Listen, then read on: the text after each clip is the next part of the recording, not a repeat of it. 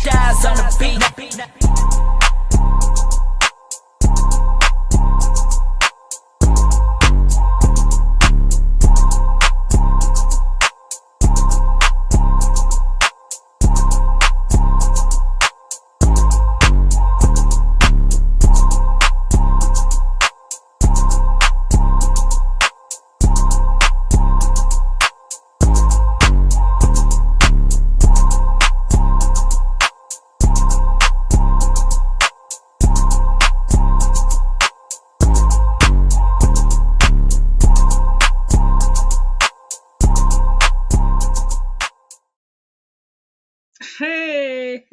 Hey, what is up? What is up, you guys? What's up? Happy Monday. I hope you guys hope you guys stayed inside where it's warm, hot cocoa, hot tea, hot chocolate, coffee. I don't know, whatever it is that you do to keep you warm, a hot shower, hot bath.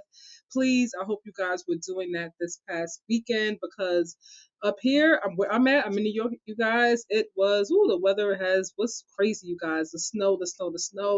My job was closed the past 2 days. It's crazy, man.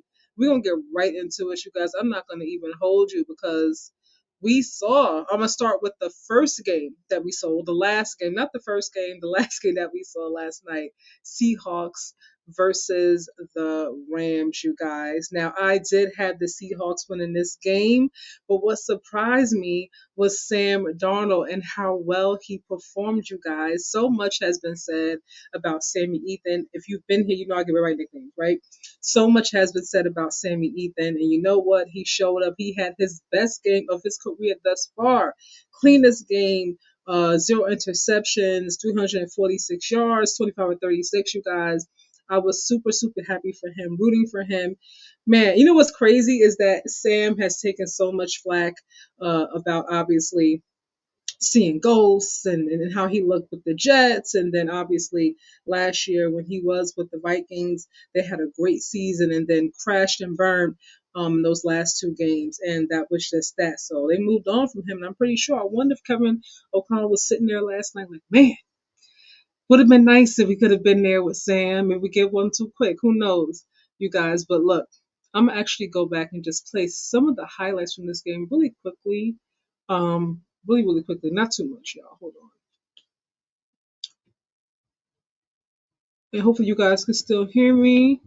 But just going to go ahead. Rams versus the Seahawks. There was some nice things happening.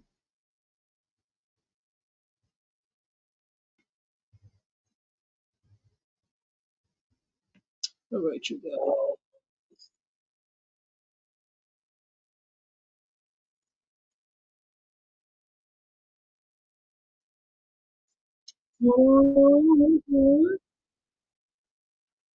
Share my screen.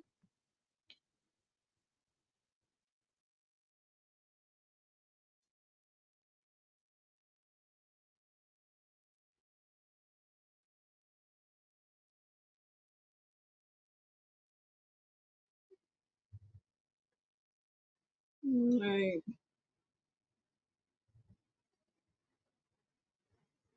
Hold on. What's up? What's happening? Huh? What's happening? You sound kind of low. I sound low? Let me see. There you go. Now you sound like yourself. Okay. Maybe I went in my mic. You hear? Oh, that's what it was. Okay. Step into the mic. All right. So hold on, y'all. I'm gonna play this a little bit of the highlights from yesterday's game. Rams versus Seahawks. Seahawks are moving on, you guys. Do we start getting those Sam Darnold apologies ready? Hold on, y'all. Here we go. Story of today. 35. Darnold back on floor, one deep, has a man. Shaheed! He's got it! Foot race, and he's tripped up.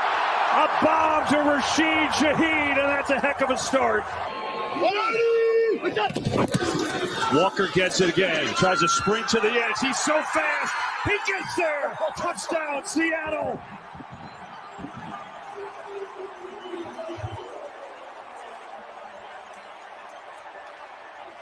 Oh shoot. We live? We are live. Okay, Yes, okay. indeed. I'm just going over a little bit that's of my highlights bad. before we get into it. Oh, that's my bad then. On the play fake. Darnold looks to set up a screen to Walker. A lot of room to run. First down and more for Kenneth Walker, who's upended inside the 25. Third and short. George Halani checks into the game in the backfield, subbing for Charbonnet. Fake it to him. Darnold roll. Looking, throwing. Oh, did he keep it in bounds? He did. Come on. Smith and Jigba, just terrific. Third and 10. Stafford in trouble. Big trouble. Dropped and sacked. Ball is out. They're going to say he was down as DeMarcus Lawrence gets home. Marcus Lawrence.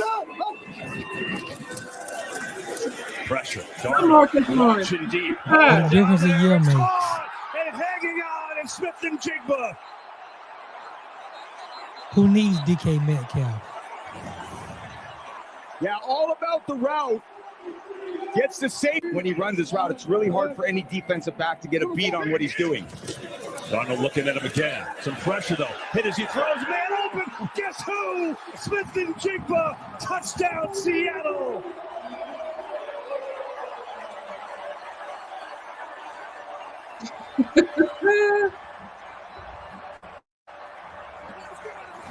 They get enough time and pass protection. Smith and Jigba in the backfield. They get a. You know what?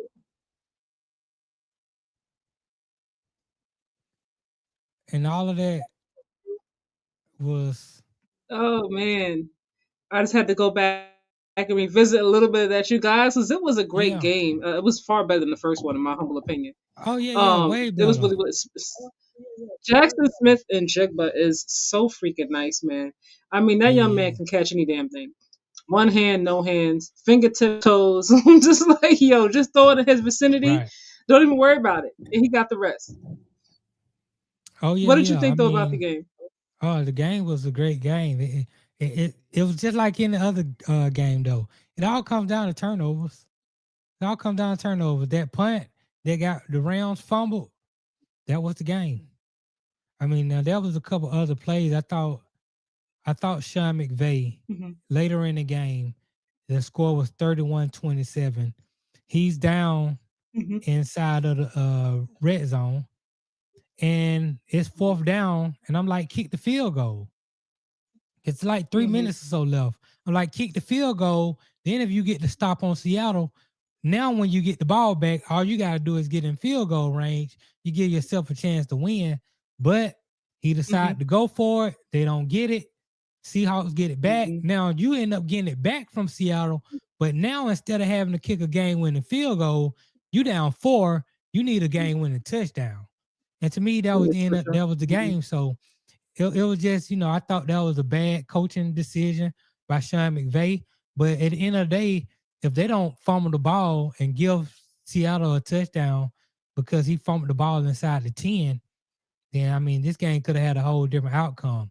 So it was a great game. It comes down to the little things. I mean, well, also, if we're being honest, I mean, I forgot who it was that was taunting in front of the Rams. And then they went down ahead. Obviously, they got the first down, and they went down to go ahead and score and put 7 on the board. So that also added to the score as well. So you never know, if that doesn't happen, what would have happened? If that he made a different call, what would have happened? Because on both sides, there were some, some things that took place that led to points or points being left off the board.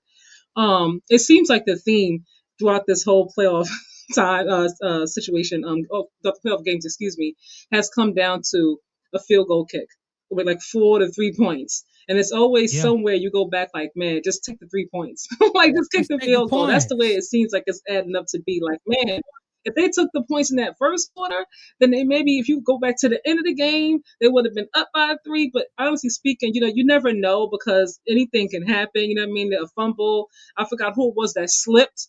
I was like, dude, what's going on? He went to catch it and slipped back all on his own. I was like, man, what a horrible time to slip in such an important game. I was really happy. I thought about DeMarcus Lawrence, what he said when he left the Cowboys, and I was like, good for him. So I was Yeah. sitting there Now like, whoo, thank God I that's left the when I thing I'm really did happy and hopped about. on this train. Huh? Anytime you get to stick it to the Cowboys, then I'm really Right? happy about it. So I'm really happy I that think Marcus Lawrence is going to the Super Bowl because he was right. I think anytime you get a chance, stick it to your old team. I was happy for Cooper Cup was they got rid of him. They're like we got Puka Nakua over here. We good Right, on right. you. Cooper. You're a little bit older now, a little long in the tooth. We got the young hot guy over here. And for him to show up the way he did also in those crucial moments, I was like, good for you, Cooper. Good for Yeah. you. He played a good game. I mean, the offenses for both teams were clicking for the most The part. offense was I really mean, good. The defense, I was like, Devontae Adams, Puka, Kyron Williams. I mean, we even go to Njigba, Cooper Cup, Kenny Walker. I mean, everybody balled out. yeah, That's why Rasheed. They Rashid started off hot. Shaheed, I was like, right, Seattle's here right. to play. They started off Shaheed, hot. he balled out, deep bomb, start the game. Mm-hmm. I'm like, that's what's the kind of matchup you want to see. And in that type of game, it's gonna come down to, small things. Look, a turnover here, Yeah. a fourth Yeah. down that you don't pick up here. Like that's why I'm like, take the 3. I mean, Bill Parcells is probably rolling over in his grave right now at some of these coaching decisions that has been It's made. always go ahead. No, but some of these coaches decisions, like when I was coming up, like if it's 4th and 1, I don't give a damn. It's 4th and a half an inch. We kicking the field goal, we punting. Mm-hmm. It's too risky. Now, I think there's an area on the field between the 40 and the 35, like on your side of the field, where if you had a 4th and 1, I believe it's best to go for it because you're not going to net too many yards off a punt. And it might be too long for you to kick a field goal. So it's probably best if you go for it. But some of these coaches, they keeping points off the board. So they can go for it on 4th and 1. And I just don't understand that. And it makes no sense. And it also cost Sean Payton. I mean, but we'll get to that when we get to there. that game. Yeah. Honestly speaking, it's always going to be hindsight is 2020, right? Because if they decide to go for it and they get the touchdown, 2020. it is because if they get the touchdown, then we're not talking about this. I'm we're saying like, hindsight 2020 is when you wait till it to happen and then you say, oh, they shouldn't did. No, I'm sitting there while the game going, it's 4th and 1. I'm like, Sean McVay, kick the 3. Take the point. But if he got the touchdown, you're not saying that. You're like, whoo, that was kind of risky, but it worked out. You know what I mean? Right. If he get the touchdown, I still say I would not have done that, but it worked out for him. That's what I would say. But when it don't work out, we're not sitting. But when it don't work out, I say, I told you so. That's what happens when it don't work out. Don't let nobody be in position to say, I told you so. I understand why he did it. Like this is not the situation like it was, with the Broncos and the Patriots. Like you're not dealing with a backup QB. You got an MVP, QB. The offense is flowing. You know what I mean? In spite of how great that Seattle Seahawks defense has been throughout the season, they couldn't do nothing with Matthew Stafford yesterday. He was having his way, throwing the ball wherever he wanted to on both sides. So I could see why he said, you know what? I got my MVP. I'm going to trust him. If anybody can get it, he can get these 6 points, and then hopefully you get the kick. But even like the kickers are missing kicks this season too. You like go ahead, it's get this field goal, and then they kick it, and then it's going right past. So right. It's 4th and 4. I can't now if maybe it's just 4th and a half an inch, and I can do some sort of tush push or run the full back up the middle, maybe something like that. But 4th and 4, like all the other down, 1st down, 2nd down, 3rd down, we couldn't get 10. Now I just go like football is too competitive of a sport. It's too tight. Like you can't I don't like that. Like I get this new Dan Campbell mythology of how we gonna play football with the analytics.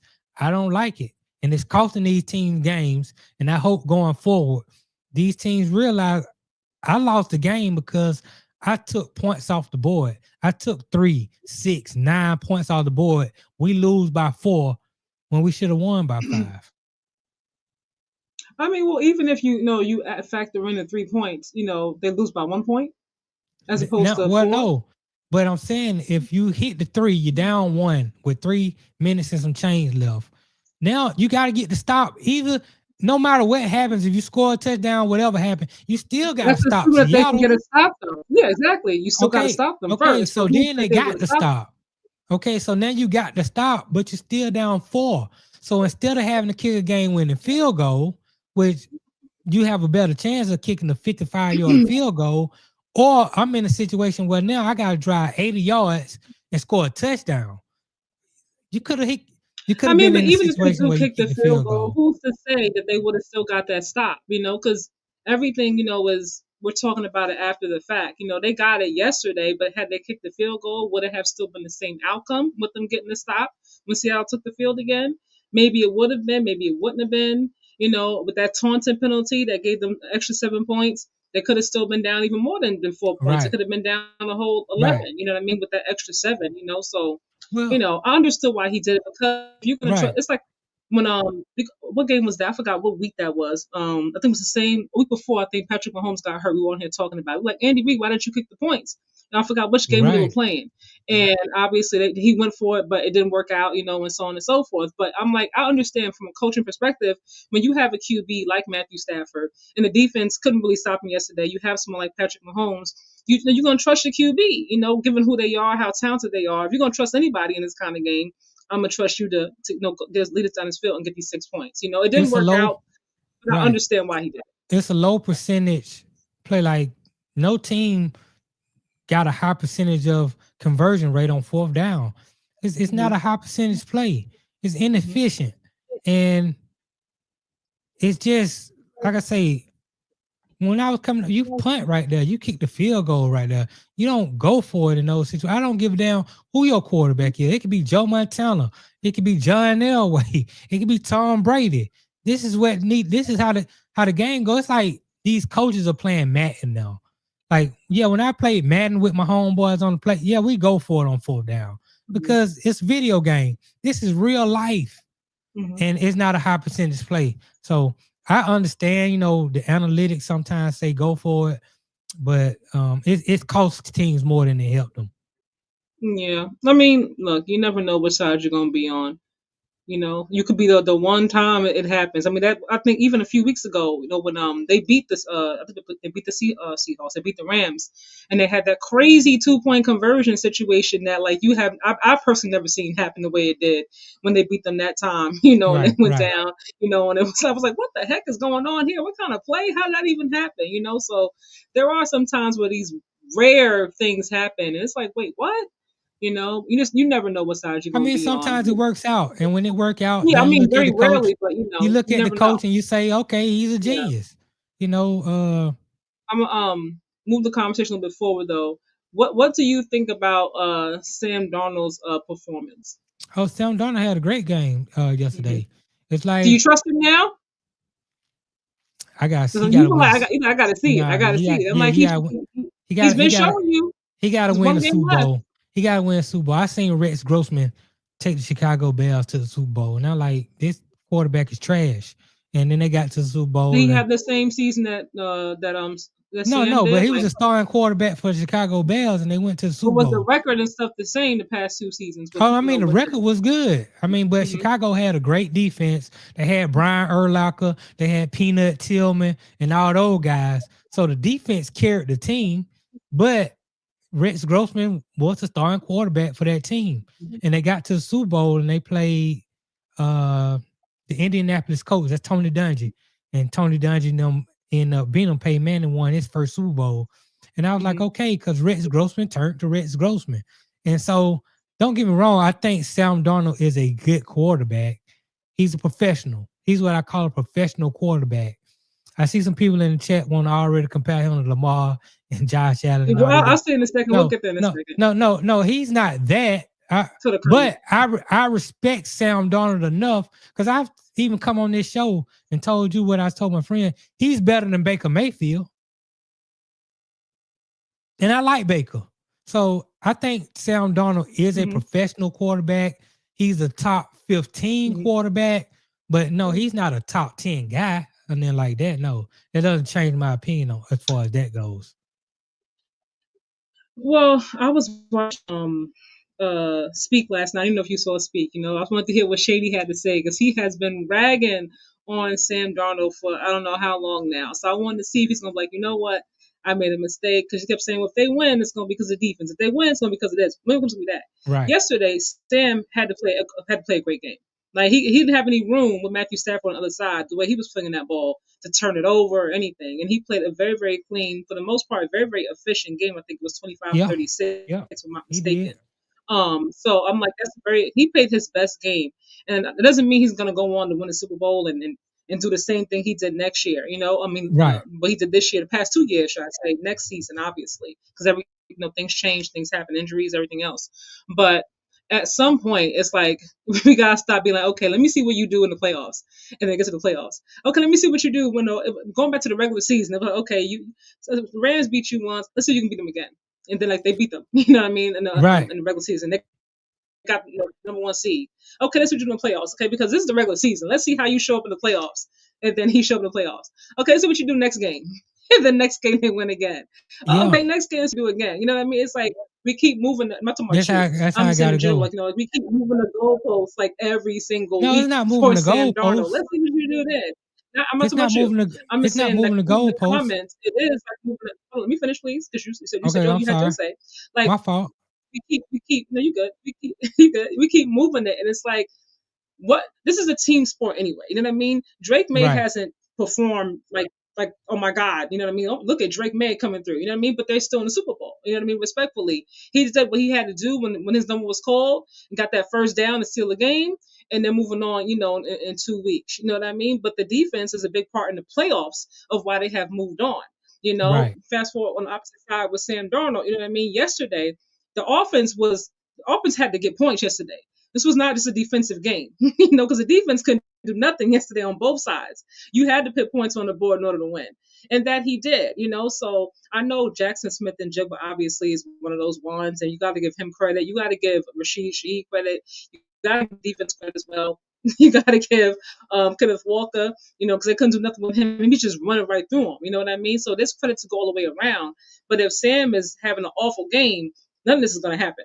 If he's fumbling, dropping the ball, getting sacked 10 times, none of this is happening, in spite of how talented the offense is. So honestly speaking, even if they do win, I think they're going to win next weeks. I still feel like it's going to be, oh, well, they had Jackson Smith and Jigba. They had the defense. They had Rashid Shaheed. It's going to be something else. Like every single time. It's like it's always going to be something when it comes to say, well, he did it this year. Well, let's see what happens next year. Like let's see what happens next year. Can he do it again? Yeah. It's like always going to be something. But for the moment, I'm like, you know what, Sam? Congratulations to you, because in spite of how I feel about Josh. Exactly. I love Lamar. He's the first one out of this draft class to get there, in spite of how talented those two are. And so I can't even. What can I really say? I got to give him some credit somewhere. But go ahead. What you want to say? No, you just said everything I was gonna say. Like, except I don't think it's called moving the goalpost. It's you've been bad for so long. You have to show me that you can do this on the awful. No, everybody's awful in the Jets. Yeah, I mean, then he went to Carolina, and he was awful in Carolina. Then he went to Minnesota. He played well, but the last 4 games in Minnesota, he looked like the Sam Darnold of old. So that's why Minnesota was cool with letting him go. And so, with the last 2 games. Go ahead. Them last few games before they even got to the playoffs, they were terrible. But it's like, okay. And even this year, he was inconsistent. He was, turnover here. Some days he had bad turnover games, but the defense and the running game bailed him out. He had some good games. So it's like, true. Okay, I need to see. Now, yesterday, superb.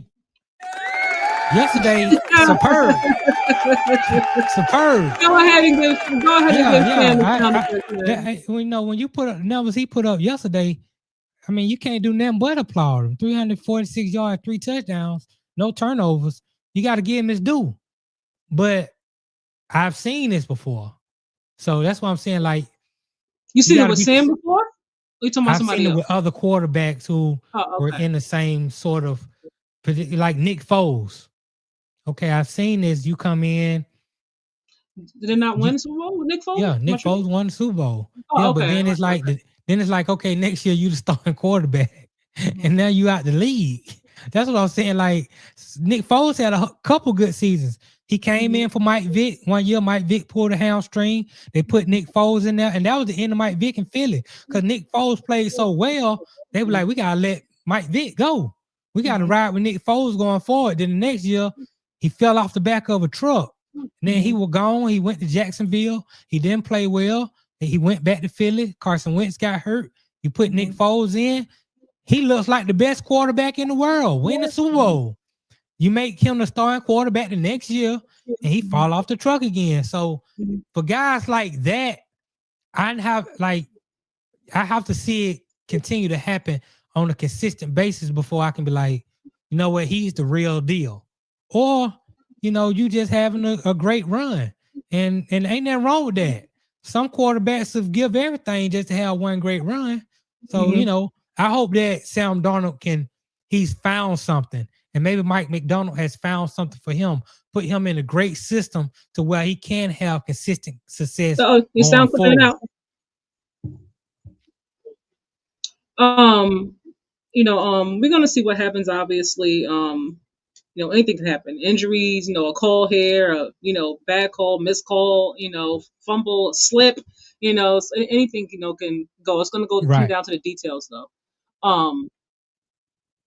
You know, but we're gonna see, obviously. But I wanted to make sure I shout out Sam because I was like, you know what, Sam, you go ahead, dude, because they've been ragging on you for a while. He did it, but he was with, you know, with the Vikings, and he had Justin Jefferson, you know, and all these different things. And Addison, can he do it here with the Seahawks? You know, so I'm like, you know, you did it with two different teams. So yeah, we'll see what happens going forward, though. I'm not speaking for the rest of his life, his career, you know, but he's the first right one now, in his class.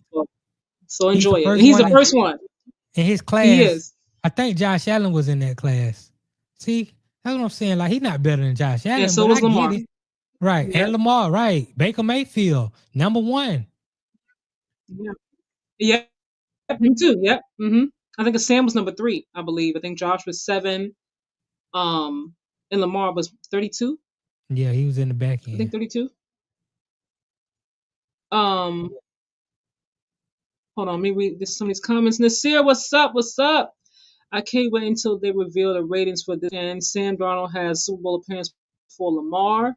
What? They were already talking about that earlier. Sam Darnold, Drake May, they were before Josh Allen. You know, I knew that was going to be coming up. Robinson was the best wide receiver for Grossman. I can't remember his first name. Oops, Robinson may have been traded or out the league during Grossman's era. If you can't name the wide receiver for Grossman, he was not horrible, a legend as a Florida Gator. No, well, I can name some receivers for Rex Grossman. All right, you guys, so we can go on to the game. Like, he don't remember Muhsin Muhammad. We're going to go on to the game before that. Okay. So we're going to move on to the game before that. Patriots advanced by beating the Broncos. I'm going to let you go first. What you think about this game? Man, that game was a game. It was like you could flip a coin. Like, I hate that they had to play under the conditions they had to play under because we don't know who really was the better team. We know who won the game. And I think early in the game was lost by Sean Payton because he had a situation again. It's 4th and 1. I'm like, just take the 3. This is before it started snowing all crazy, before it really got all windy. This was your opportunity. Points are going to be at a minimum today. Every point counts. Take the 3. He decides to go for it with the backup quarterback who hasn't took a snap all year. You decide to go for it with him. You don't get it. And now you end up losing by that same 3. I mean, the rest of the game, nobody could score and nobody could kick a field goal. The field they was trying to field goals throughout the rest of the game. Crazy. But missing on both sides. It was impossible. So when you had an opportunity early on in the game to take those 3, then, you know, he should have did that. Again, you know, you can say hindsight 2020, but at the press conference after the game, I'm glad that Sean Payton took accountability, and he said he should have took the 3. So, you know, that just because a game like that, I don't know who. I can think about it, right? Right, a game like that. You know, even though I picked New England, like I'm not a genius because I picked New England. I don't know if they were the better team. It's just the conditions were as such where nobody was going to be able to do anything. And so that's just how the game went. Honestly, this game was just really, really, really boring to me. I was like, let's get ready for the Seahawks game. I was like ready for this game to be off.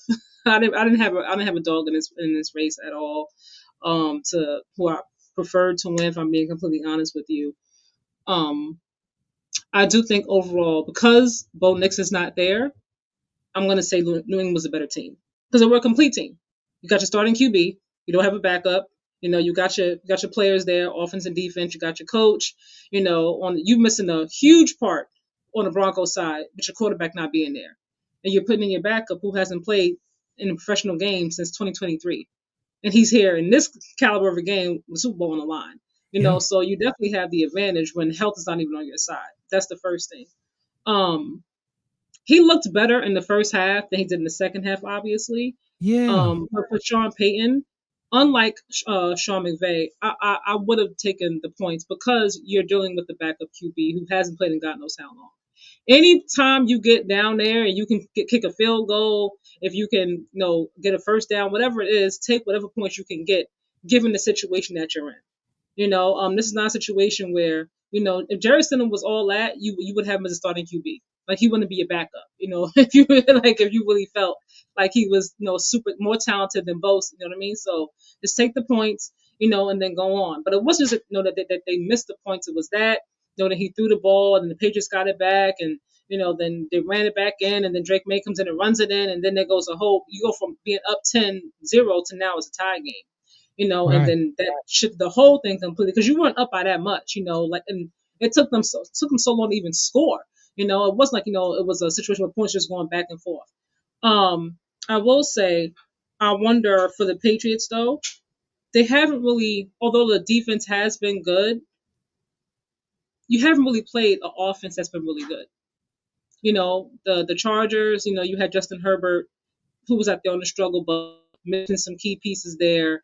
You had the Houston Texans. Again, the offense is really non-existent. CJ Stroud was struggling. Yesterday, you got a backup QB. Fast forward to the Seahawks. Assuming everybody stays healthy, nothing happens. You're facing an offense that's loaded with weapons. You know what I mean? As long as Sam, takes care of the balls and do anything crazy, put it in harm's way, I think it's going to be more challenging. You're not going to be able to just get away by putting up 3 points and win the game with 10 points. It's Super Bowl, so I'm not going to say you're going to be putting up 40 points, but I think you have to put up more than just 10. That's my prediction. So I'm really curious to see how this all ends for the Patriots. I think this will be like the biggest test for them thus far in the playoffs. They've kind of had a relatively easy path to getting here based on who they played. Well, I mean, I don't necessarily think they had an easy path. Houston was legit, but you're right. CJ was a turnover. CJ Stroud was a turnover machine. Yesterday, I can't even rate the Patriots offense or Denver.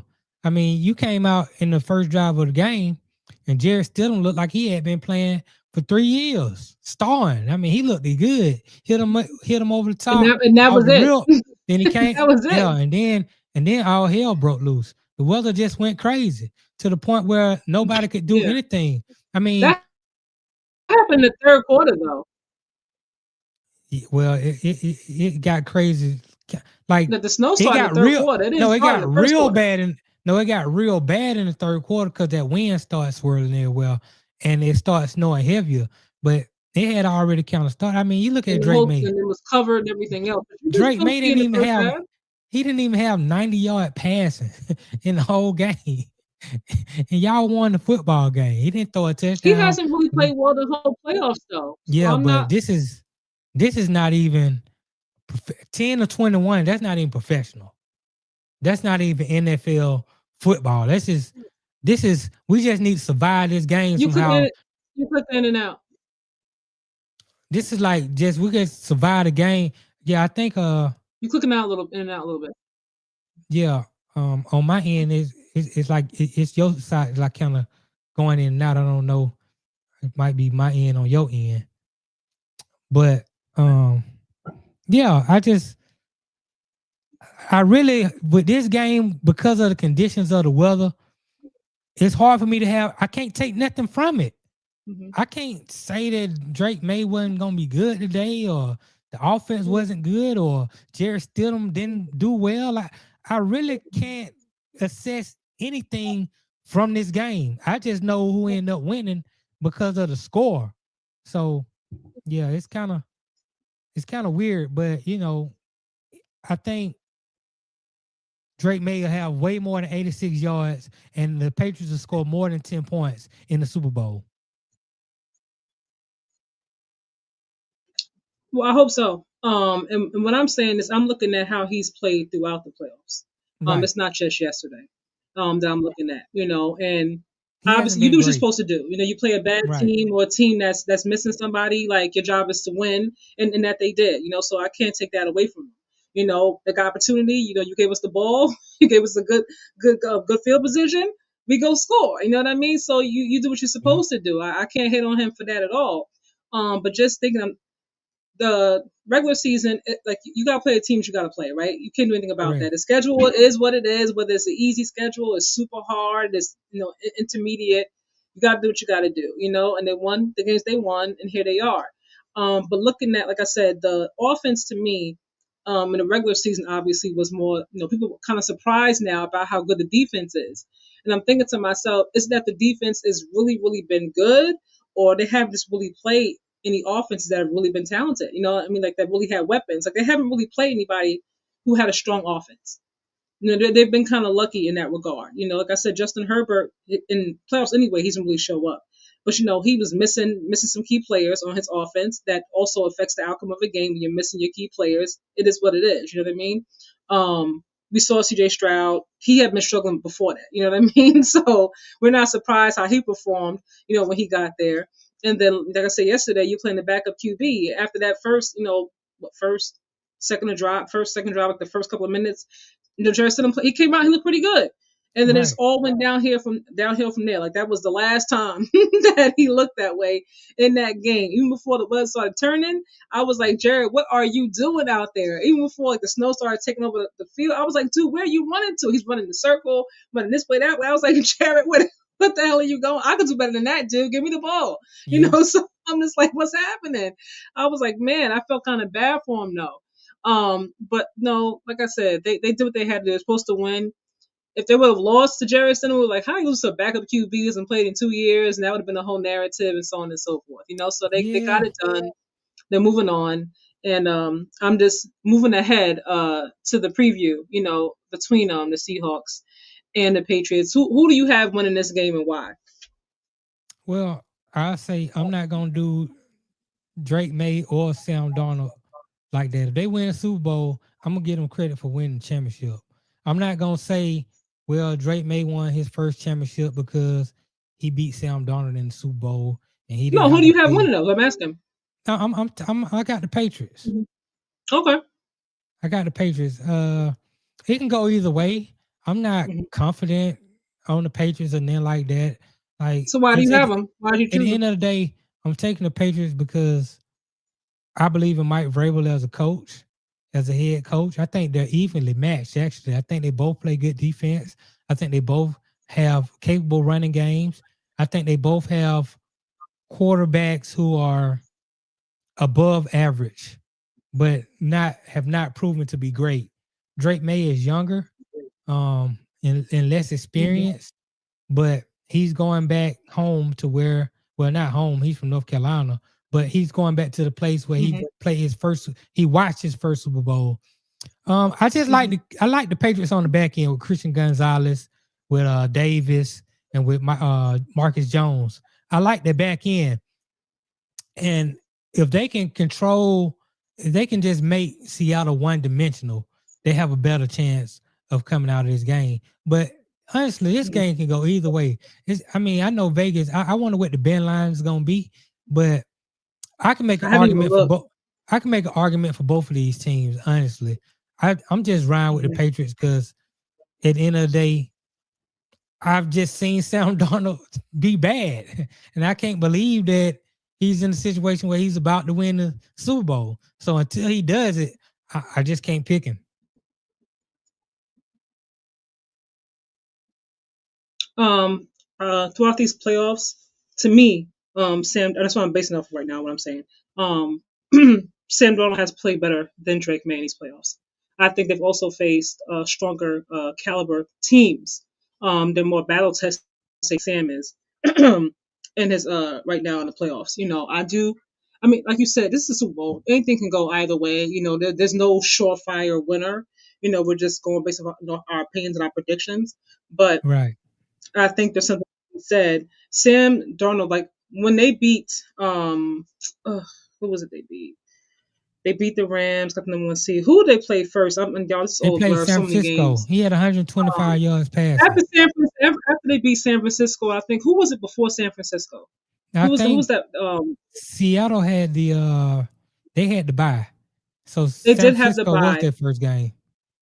but watching Sam, his confidence seems to be building. Right. I feel like last year when you watched him play and he was messing up, he was turning the ball over, you could see his confidence kind of shaking, like, damn it, you know what I mean? Like I'm fucking it up, I gotta get this together. I feel like you Right. could see him thinking, like trying to figure it out while he was like on the field. But this season, he led the league in turnovers, I believe. He had some issues with turnovers, you know what I mean? He's Yeah. battled through it. And fast forward to where he is now, he's like yesterday watching. He was very poised. He played with the utmost confidence. You know what I mean? He was like, "I got this. I'm good. You know what I mean? I'm here. Look out. That's the way he was playing. I don't know if he really felt like that, but that's the way he looked to me. And for one, like you're surrounded by a lot of talented players, by good coaching, so you're not doing it all on your own. So he's like have to put the cape on, you know what I mean, to save the day. Right. Neither team does, but for Sam specifically, because he's come from bad situations and been in here a lot longer, so he's going to be judged harsher. I'm looking at him and how he's playing and the confidence in which he's playing with. Looking at who he has on that offense, and I think the Patriots defense is going to have a harder time, slowing down Kenneth Walker and Jackson Smith and Jigma and Rashid Shaheed. There's a lot of weapons there, and even Sam yesterday was using his legs. I was like, look at Sam out there running, extending plays. You better go Yeah. ahead, Sam, and do what you got to do to win this game. So if Sam, gets out there and he's extending plays using his legs, I mean, who knows what can happen, right? So Right. we're gonna see. But I think Seattle has been a little more battle tested throughout the playoffs than the Patriots have been. But either way, anybody can win Super Bowl. You know what I mean? It's Yeah. one bad play here, one miss, missed tackle, a slip, and that could be that, So we gonna see. We gonna Yeah, I see. mean Sam Darnold, that game he played yesterday, that was by far his best football game that he had played in a long time. Yeah, I I agree. mean, we go to the Carolina game, 147 yards, one touchdown, one pick. Then you play San Francisco to end the season. You don't have 200 yards passing. You play San Fran in the playoffs. Y'all just ran all over them, and Brock Purdy was a turnover machine, only 124 yards, so he didn't really have to do much. But yesterday, he played a great game, a gigantic game. I mean, the performance was all time great. So you give him his credit for what we asked CJ Stroud to do. Just don't lose the game. You got to. So when the quarterback goes in and he just does his job and he doesn't lose the game, I think you got to give him credit for that too. So I give Sam Darnold all the credit in the world for not losing the games. And when he had to put the team on his shoulder and go win the game, he went out there and he did it. So like I They said, both did, right. Yeah. So I give him his applause. And Drake May hasn't looked good all playoffs. He's just been better than the other quarterbacks he's been playing, which he hasn't had to do much to be better than those guys. So I tell you what, if Drake May plays the same way in the Super Bowl that he has been playing these last few weeks, they're gonna lose. It's just that simple. Like I said, we're gonna see like whose defense is showing up. Hopefully nobody gets injured and goes down the first couple of plays of the game. And then that swings momentum in the other favor, in the other team's favor. Because The game still Right. got to go on, unfortunately, so, but it does affect, depending on who it is and how important that person is to your team, it definitely, can make or break, a situation. I'm reading a series comment really quickly. Hold on. I might host the Super Bowl. I'll have a great Netflix movie with audio on one TV, Super Bowl on mute with occasional audio for commercials. I'll be in the kitchen preparing food most of the evening. LOL. I feel you. Okay. That's one way to watch it. That's one way. That's one way to watch it. I think obviously it's not what I was hoping for, the match I wanted to see personally. But I think this might be better than what we might think. I Oh, it think it will might be a be. better game than we expect. It I will think it will be. be. Yeah, it will be because these teams, like I said, they evenly matched. It's not like you have a superstar quarterback on either side. Both teams have a very capable defense. Both teams are well coached. Both teams have a very capable offense. I mean, you look at what Drake May did on offense this year. You look at what Sam Darnold has been able to do. You got Jackson and Jigba. Um, he's probably he's put himself in the top 3 wide receiver conversation. I mean, you got Stephon Diggs on the other side. Both of them have capable running games. I mean, to me, it's like the same team is playing each other. So I think they're very evenly matched. And when you got two teams that are very evenly matched, it usually makes for a great game.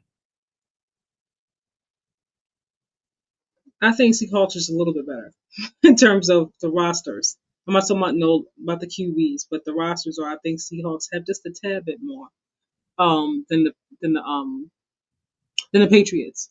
But coaching also. We gotta include coaching, because coaching makes Right. a huge difference as well. That's always a match within the match as well.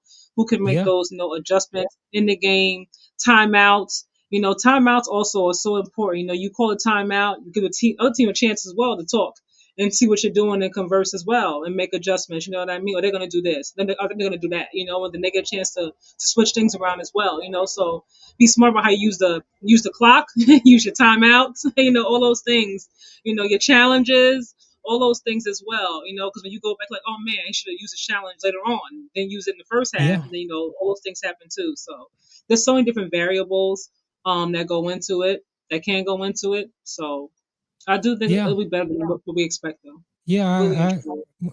and one of the reasons I'm probably picking the Patriots, like I said earlier, is because of Mike Vrabel. Mike Mm-hmm. McDonald. I'm not saying he's a bad coach because clearly he's a good coach. Mm-hmm. But Mike Vrabel has more experience.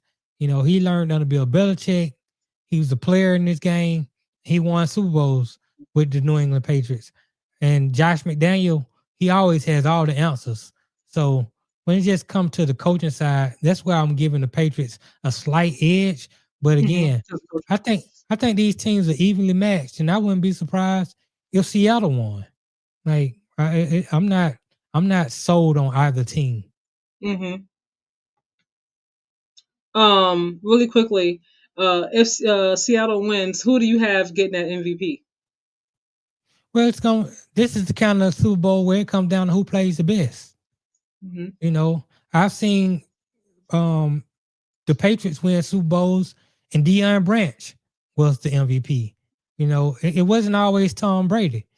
So sometimes it comes down to who actually had the better game. Larry Brown won one year where the Cowboys beat the Pittsburgh Steelers. Larry Brown had 2 interceptions. One of them was a pick six. He was the Super Bowl MVP. So, in a game like this, it's going to come down to who has the better game. Now, if I had to just throw some names out there for Seattle, I would say Kenny Walker. Kenny Walker behind the offensive line and the way he's been running, I mean, he's been playing some hellified football these past few weeks. If you look at what he did against San Francisco, then he followed that up against the Rams. You would have to say that arguably he's been the MVP for Seattle these last 2 weeks. So, Kenny Walker III could be a guy to look out for the MVP if Seattle wins. And if New England win, Christian Gonzalez, Davis, any of those guys on the defense, I mean, now the quarterback is always easy. It's easy to say Drake May or Sam Darnold because quarterbacks, if you put up 300-yard passing and your team win, chances are it's going to be the quarterback. And but, 0 turnovers too. Right, and 0 turnovers. That's going to be important. But at the end of the day, a game like this, I think it's just going to come down to who is the best player in the football game. If I had to pick right now without the game not happening, just off of just guessing from what I've seen thus far, I'm gonna go JSN. Oh yeah, he's got a good chance. I mean, he's phenomenal. I mean, what more can I say? He gonna be open. He really is. He was really good in college though as well. So yeah, he was. It just took him a year to figure it out. They need to give him I think about AJ Brown's commercial, always open, you know what I mean? Like he's on a treadmill. Yeah, for real. He's like, I'm always open, running. I'm like, I want to see JSN get some commercials, sometime off season, that we could watch next season as well. Neil O'Donnell threw straight to Larry Brown, and I thought the game was fixed. Barry Switzer was head coach for Dallas. I remember that game like it was yesterday. Yeah, he did. He threw him right in his lap.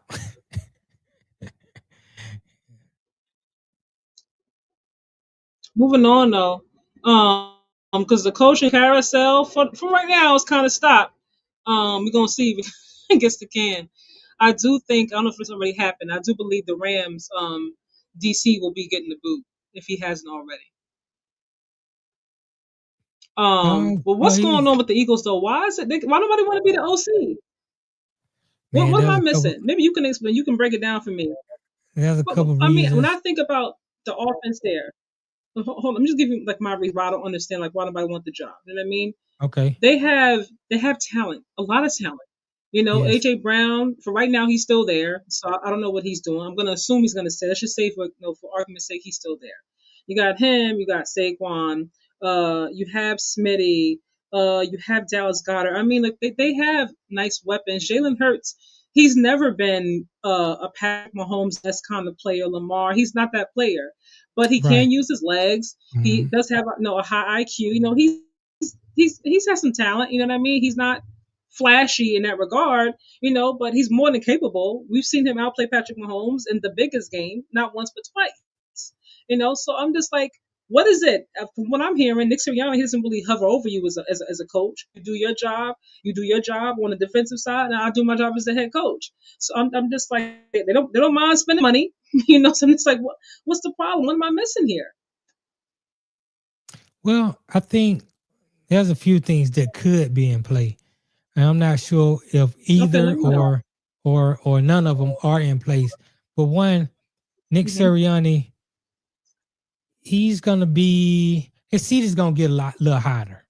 So there's gonna be a lot of pressure on the offense to get better this year. And so that means whoever's gonna be the offensive coordinator, they might be facing unfair pressure. That's one of the things that it might be. Another thing is that offensive coordinator does have to work with Jalen Hurts. I mean, what do you believe you can get out of Jalen Hurts? And I've also heard, not anything that I find credible, but I heard there are murmurs going around that the Eagles might be ready to move on from Jalen Hurts. So if there's uncertainty at the quarterback position, then why would an offensive coordinator put himself in that position? So I mean, there's a few things at play with me, but I just find it mind-boggling that a lot of offensive coordinators have turned this job down and have went to other places, and it's concerning. It's concerning because I don't know, because offensive coordinator is going to be, and a lot of times people talk around the league. If they feel like Kevin Patullo didn't get a fair shake, they feel like he was a good offensive coordinator and this is how they did him wrong, it wasn't his fault that the offense didn't work out, then why am I going to put myself in that same situation? Well, if I can't get the quarterback to play properly, or the receivers not doing what they need to do, or the running game ain't working right, then it falls back on me. So I just think that it's the offensive situation in Philadelphia is almost as bad as everything that's going wrong in Cleveland? I mean, for me, it's been a complete carousel over there anyway, in terms of, offensive coordinators and defensive coordinators. Like I think Jalen Right. Hurts has had, I forgot how many. But in spite of him 25. having so many different, OCs and things, this is what, 4 years, 2 Super Bowl appearances? They won Right. one, in 4 years. So I'm like, that's something to look at. I mean, it's hard as hell to get to Super Bowl, let alone Right. get there, twice within a 4-year span and then win one. You know what I mean? You get there, Mm-hmm. you lose. Next year you lose, get back, and you win it all. And although Kevin Patua, like I said, I think from what I heard, I don't know how true it is. Nick Sirianni, wanted to bring somebody who's ready in the organization, someone he had a relationship with. That's how he got the job. But maybe like he wasn't the most qualified. Maybe you should have went outside and got somebody else as opposed to bring somebody from within. Sometimes that works, sometimes it doesn't work. Throughout the whole season, though, I kept saying everybody kept complaining about the offense. You know what I mean? Yeah. Whether it was AJ Brown, the fans, the media, whoever. You know what I mean? It was like the Philadelphia Eagles. Their offense is putrid. It's very basic. It's predictable. Now I don't know if Nick Sirianni said he ever spoke to him and said, "Hey, let's try something different," and they didn't do it, or what the conversations were, behind those closed doors. But when I think about one thing that I say, and I stand 10 toes on it with Jalen Hurts, is that he's consistent. Whatever you ask him to do to win, he'll do. If he has to run the whole game, he'll do it. If he needs to pass the whole game, he'll do it. If he got to throw the whole, whatever you ask him to do, and it's going to be effective in winning, he don't really care how it look, be it fancy or not. He's consistent in that regard, and you can trust him in big situations and big games. You've seen it before, So for me, unless there's something else that I'm missing, I don't see why nobody wants that job, because most of the OCs have gone on to become head coaches. They haven't done too good. Well, you know what I mean? the two that had success, Shane Steichen ended up going to the Colts, and you had Kellen Moore, who ended up going to the Saints. So, and they've done relatively decent jobs at those locations. So, but Jonathan also, he was defense, but he got a head coaching job. He got 3 seasons. Right. I'm just saying on the offensive side of the of the football. Yeah. Those two guys. Typically, you get you a head coaching job. Sirianni called the plays 1 year, but at the end of the day, and I told you, I said they're gonna fire Kevin, but before he even got fired, I said they're gonna fire him. They need a scapegoat, and they fired him. That was obvious, because they were talking about the whole season. A big complaint. And Sirianni, Sirianni was like, that was one of the hardest things he had to do with fire Patullo, because he knew it wasn't his fault, but that's just how the business goes, and it's either your head or my head. And but like anybody who I watched it, because I'm dead. Like, it wasn't Kevin Patullo's fault. It was the quarterback. It was the offense, and they just didn't execute the plays. I'm watching film, and guys are wide open, and you're not hitting, you're not passing to guys who like Jalen Hurts lost a step as far as running the football. But why though? Because he's getting older and he's taking hits. That's what happens. Why? That's why I said Josh Allen ain't gonna be Superman forever. He's 1 year older. We're not talking about 3 years. It's 1 year. Yeah, but just 1 year worth of hits. It's 1 year. It's not different. Like it's at least 2. It's 1 year. I'm saying it's different when you're a quarterback that runs out of bounds all the time. You don't take shots. But when you're a quarterback and you taking shots and you doing this tush push, every time you do that tush push, that's a hit. You at the bottom of the pile, folks jumping on you, big 300-pound lineman. He's taking punishment. And last year, he clearly had lost a step with the running. He wasn't as effective. Yeah, he wasn't effective at running the football as he once was. So now you got to more depend on your passing game. And he's never been like a great passer of the football. So, it showed. And but they weren't even using Saquon to run the ball that much either. So it wasn't like it was just only Jalen. Well, they tried to run Saquon. Teams early on in the season, they had already made up their mind, we're not going to let Saquon beat us. You're going to have to pass the football to beat us. And he wasn't able to do that. And they were winning games regardless of his ineffectiveness at quarterback. They were winning. And And A.J. Brown came out. He told us first. He said, I know we win the games, but this is not sustainable. We're not going to be able to keep doing this. The offense is trash right now. And he was right, so. Yeah, I mean, he definitely didn't help it dropping those passes in that game. Now But in the we're going to leave playoffs, it there he because caught it the already team. happened. Right. So we're not going to go back there. But when you make them kind of statements, you better catch every goddamn ball. I agree. I tell you that much. Because now we're looking at you. Like, you had a Right. point, but you ain't help. So Nasir said Jalen improved under Lincoln Riley, so he's capable of development. He won a Super Bowl, and he's a Texas kid. Jalen's A game makes him at worst number 3 in the league. And then moving on. Hey guys, what's up, Brother D? What's going on? Brother D, back from Bethlehem. I'm done. Please don't forget to hit the like button. Thank you. Oh, and then Brother D, this is Jalen's fault in big bold print. He has the equity altogether to make decisions. I agree, lost a step. Nasir, 600-pound squats damage your knees. I ran 4.57 before doing squats. Afterwards, 4.72. Okay, Nasir, all right. Look, Jalen, we can say he lost this step, but there's something else that's missing for me, and it's not clicking. Because Jalen for me has never been otherworldly, and I say that with the utmost respect to Jalen, because I do like him as a man, as a player, how he carries himself. So this is no disrespect when I say this, but he's been who he's been, and they were able to win with him being who he's been, playing how he's played. And then this season, Saquon, they couldn't do what they wanted to do with him. They did it last season. So teams like, not this season, not happening again. But even in a few games, that's 17 games in the season, like he didn't even have like one game where he was like, he had a few games where he played well. He wasn't even really active like that, Right. I'm like, I understand you can't do it for the full season, but even like when they were complaining about the offense, he wasn't even really being used. Smitty wasn't really being used. AJ wasn't really being used. I'm just like, why is nothing happening on this team? I forgot who the other running back is, the young one. He came in and had some good games. I forgot. I can't think of his name. Maybe you can tell me. They weren't even really using him. I'm like, Tank Bigsby. Thank you. I'm like, why you're not using this young man? If everybody is planning for Saquon, then why don't you use him? We saw him a few times. Show us a little something. Oh, yeah, they didn't really utilize him either. I'm like, what y'all doing? The only person that really got active the most part was Dallas. He was the one that was like him and Jalen, like throughout the season. But outside of that, I'm just like, I don't know. I don't know. It's really, really crazy. Maybe them missing Lane the last week. I don't know. Just to me, it's more than just Jalen. I don't know what it is.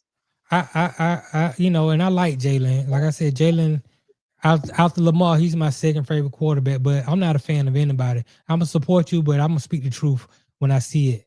And the problem, the truth of the matter is, if you have a quarterback, I don't care who the offensive coordinator is. I can be the offensive coordinator. You can be the offensive coordinator. Mm-hmm.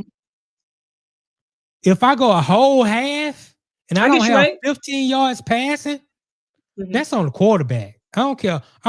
You can the offensive coordinator can die at halftime. We don't got nobody who gonna call plays in the second half. Wow. You call all the plays yourself. The quarterback, you call all the plays. Let's not put that out there. Oh my God. I'm saying, even if somebody knock on wood for me. Well, I'm not talking about you. I'm saying if the offensive coordinator died at halftime. I know, that's so awful. Let's say he broke his leg and he had to go to the shut the game down. He couldn't show up at the second half, and the quarterback got to call all the plays himself. He got to write it up in the dirt. Mm-hmm. Even if you got to do that, you should have more than 15 yards passing in the whole half. Mm-hmm. And when you don't do that, I'm sorry, I cannot blame that on the offense coordinator. I got to look at the guy who throwing the football and say, that's on you. 15 yards passing, that's ridiculous. I mean, he had multiple games. He had multiple games where the Eagles scored 0 points in the second half. He had multiple games where he had less than 50 yards in the whole half of football. And that's where I gotta say, okay, that's on the quarterback. That ain't on nobody else. I can't blame nobody else for the right players got to execute at the end of the day. Don't no coach go out there and take no snap. I'm They not don't run saying no that balls. he's They don't catch blameless. no passes. I'm not saying that Jalen's blameless and he doesn't have any kind of, part in them not, winning or looking better when they did win in these games. But to me, there's something else that's missing from this equation, and maybe it'll come out later on in the offseason or something. But there's something that's not clicking for me. Well, we seeing in it. this situation. They Something's going can't on. get nobody to take that job. That should say that should damn near tell us No, everything we need to know. Before, I'm not during the season when they played. Like before, he got fired and everything just round for Cliff. That to me, I'm like, I was saying to you, we were on here a few times. I'm like, something else is going on. I don't know what, but something's is missing here. Yeah, but I kept maybe somebody you, will tell it, in a couple of weeks in July or something. There'll be some story written, but something else is going on. The story gonna come out, and not just Jalen. It's probably some personal happening in Jalen's life that we don't know about. Maybe something happened with a family member or something like that. But like I kept saying, the only thing Sirianni and them can do is bench him. That's it. If you're not gonna bench him because that's your guy, which I get it, then you just gotta put him out there and live with the results. And now coming to the off season, for whatever reason, I don't nobody want to be the offensive coordinator in Philly. So I know this for sure. Let me just say this. I know this for sure. Mm-hmm. If you got a good quarterback, people are lining up to take that job because that catapults you just like it did Kellen Moore, just like it did Shane Steichen. It catapults you to head coaching position if you go and have a top 5 offense with a good quarterback. So the fact that they have a quarterback who don't nobody want to come be the offensive coordinator, that tells me everything I need to know about the quarterback. I don't think it's just him, though. I think it's other things that are going on behind the scenes that we're unaware of, that people are saying no. I mean, because they did just win a year ago. It wasn't they still have, they still have weapons on both sides of the ball, and they still got a great roster, a great GM. Maybe it's Nick Sirianni. I don't know because I don't know him. Maybe the people are talking and like, you don't want to work with him. He likes to look for a scapegoat. I don't know. Watch your back kind of vibe. But when you have a team that's been to Super Bowl, which is really hard to get to, and they've done that twice in a matter of 4 years, and they won one. I can't see why, if I get the opportunity to go coach there, I'm like, man, because it's one thing, you could have a QB, but if you don't have weapons, then that's another problem as well. You don't have a defense, that's a problem. Like you gotta, so all these things, go together. It's not like it's just one part, but you have a capable quarterback. He may not be, otherworldly, if you want to label him like that, but he's more than capable of winning, and we've seen him do it on the biggest stage. So I'm not going to say he's not anymore, but like I said, the whole offense just wasn't flowing this season, so next season I look forward to seeing whatever happens, who comes in, whoever's the OC, if it looks the same, if it improves, then then we got to have some conversations, but if it progresses and it look better, I'm like, okay, maybe just a down year. I don't know. Well, hold on. Let me read some of these comments really quickly. No, AJ's drop passes are equal to Jalen's trepidation. While they were more costly, we cannot absolve poor players on both sides. Yes, it's on the QB. The passing attempts and completion ratio is horrible. Bench Super Bowl MVP, bugging, bro. The only thing missing are the completions and the wins. The backstory is irrelevant, not to me. To me, there's always we get to see what happens on Sunday, Monday, or Thursday, But there's a preparation, there's off season, there's training camps. What goes on in the locker room? All these things affect outcomes of winning. If everybody's flowing and it's good, that tends to help for a good outcome. If you got a whole bunch of shit going on in the locker room, you got a poorly ran organization, you got a coach who's an asshole, he can't get along with his players, all those things affect wins. So yeah, the backstory is very relevant in my opinion. All those things go together. Now you might be able to cover it up when you're winning, and we're not asking no questions when you're winning. especially if it looks good. Right. Nobody If it cares looks about like the shit, backstory you know unless what I you mean? need And it. we can poke holes in it. We're like, oh, Right. Nobody you cares know, about like, the backstories unless they question need it for an excuse. That's it. Then the backstory matters. But if you winning, it don't matter about the backstory. Like I don't do excuses. If you step out on that field, all I see is your number and how you perform. I don't know what happened to your sister. I don't know your mama passed Mhm. away. I don't know if your girlfriend left here. Y'all having problems at the house. I don't know, and I don't care. Can you play football? Did you come out here and step on this field? I'm judging you based off of that. And then that's it. You know, Chicago Bears coach Ben Johnson had a press conference and he said everything that sums why I have much appreciation for him. When we go into next year, we starting at the bottom. All this, we ain't building off what we did last year. We starting at scrap level booty at the bottom. And that's how Howie Roseman has been in the past with the Eagles. It don't matter if we won a Super Bowl. This cornerback ain't good enough no more. This guy right here ain't good enough no more. We're going to restart, retool, and we coming in.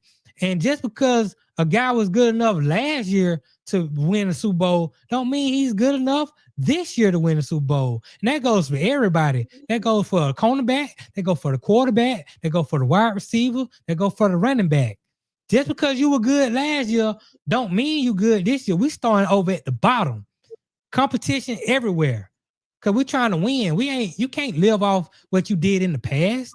And maybe they got caught up with that. But I'm interested to see because I ride with the Phillies. You know, I'm a supporter of the Eagles. And I just hope that Howie Roseman figures it out. If Jalen Hurts is not the guy going forward, get rid of him. If he can't get it done I don't more, like what they did in the offseason. I think they got rid of a lot of defensive players too quickly. That defense was scary last season.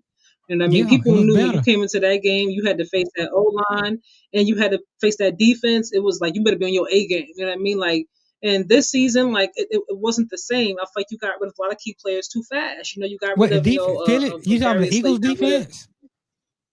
Yeah. You know, I think they made too many great. changes too soon.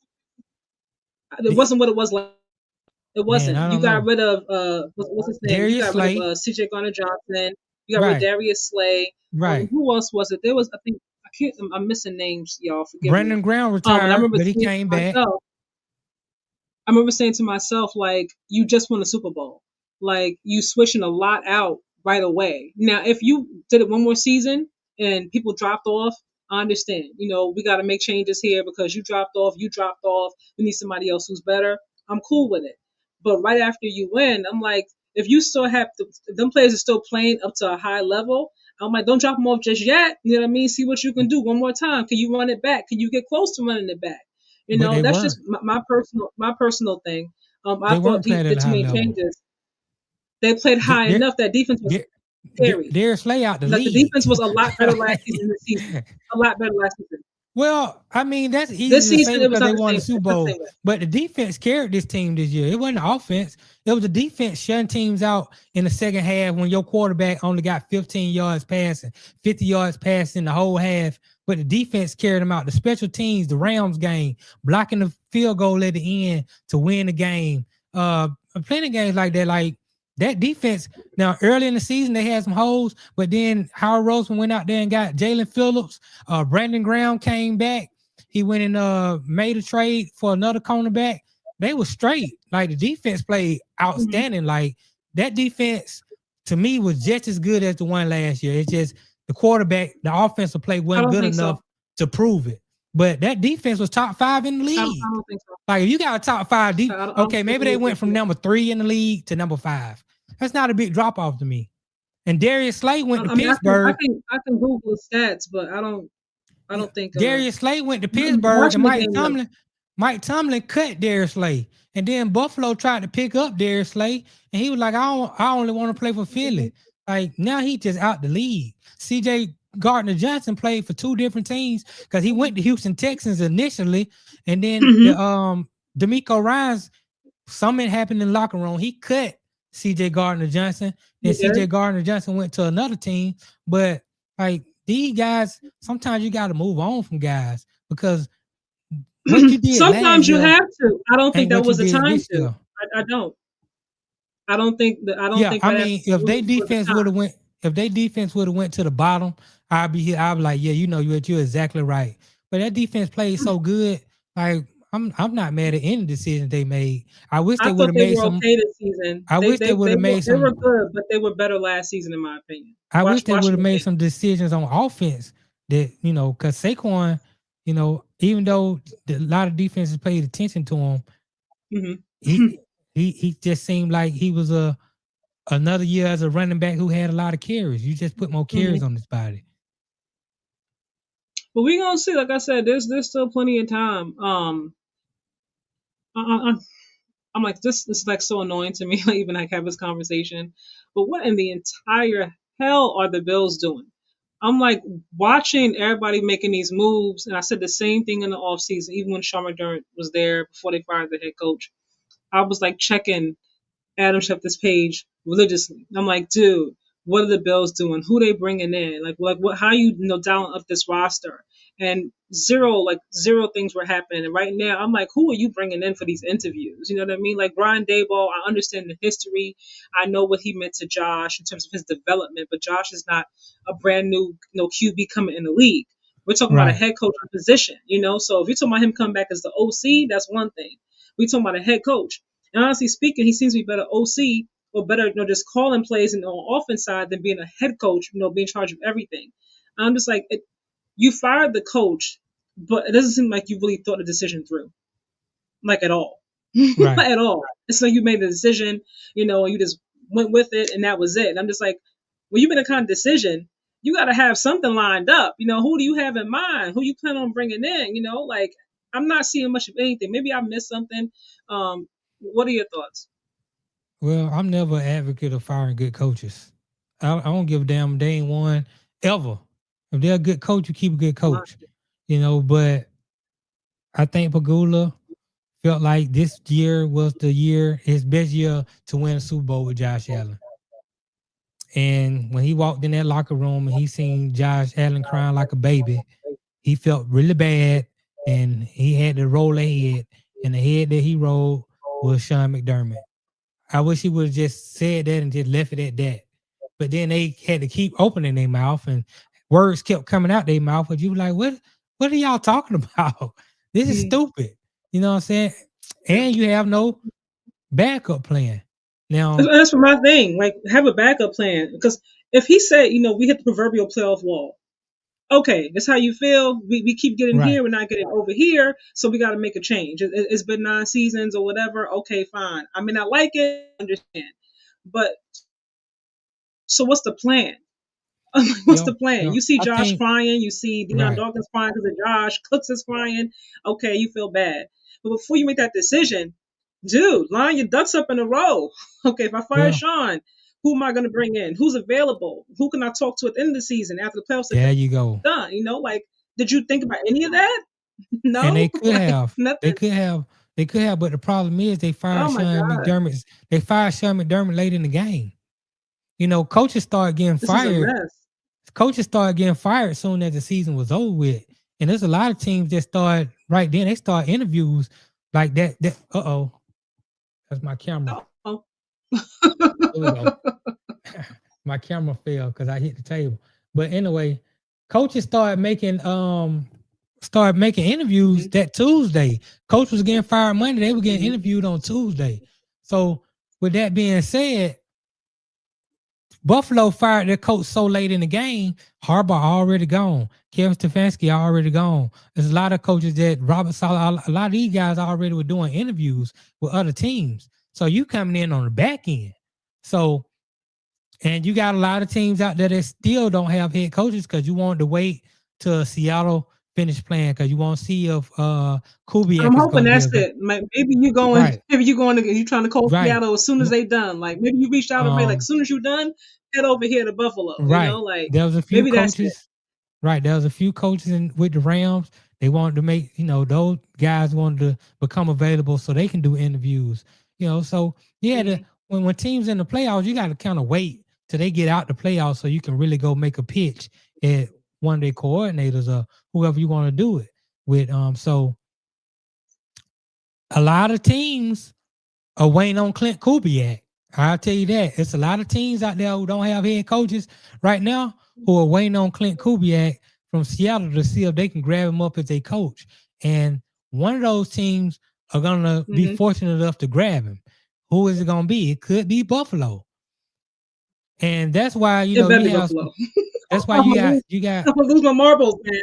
Right. You got people even in Atlanta who's saying, why didn't the Falcons just wait on Clint Kubiak? Why didn't they?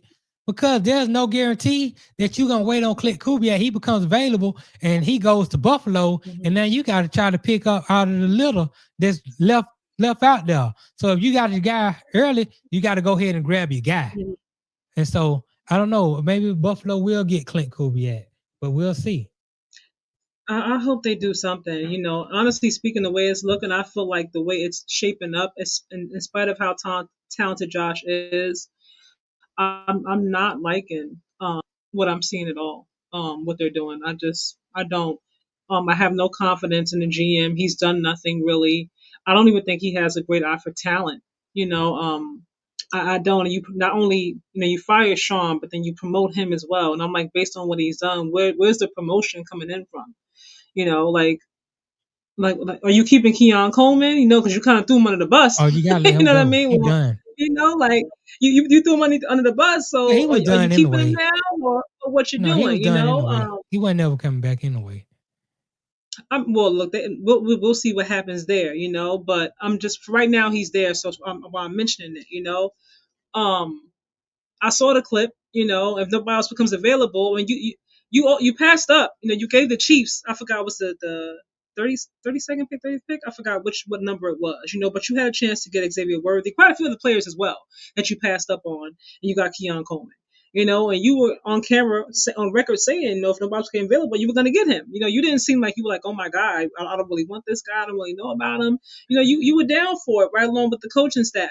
So what's going on? And aside from Keon Coleman, who else have you really brought in terms of wide receiver that was supposed to help this roster? I don't want to just say Josh. Man.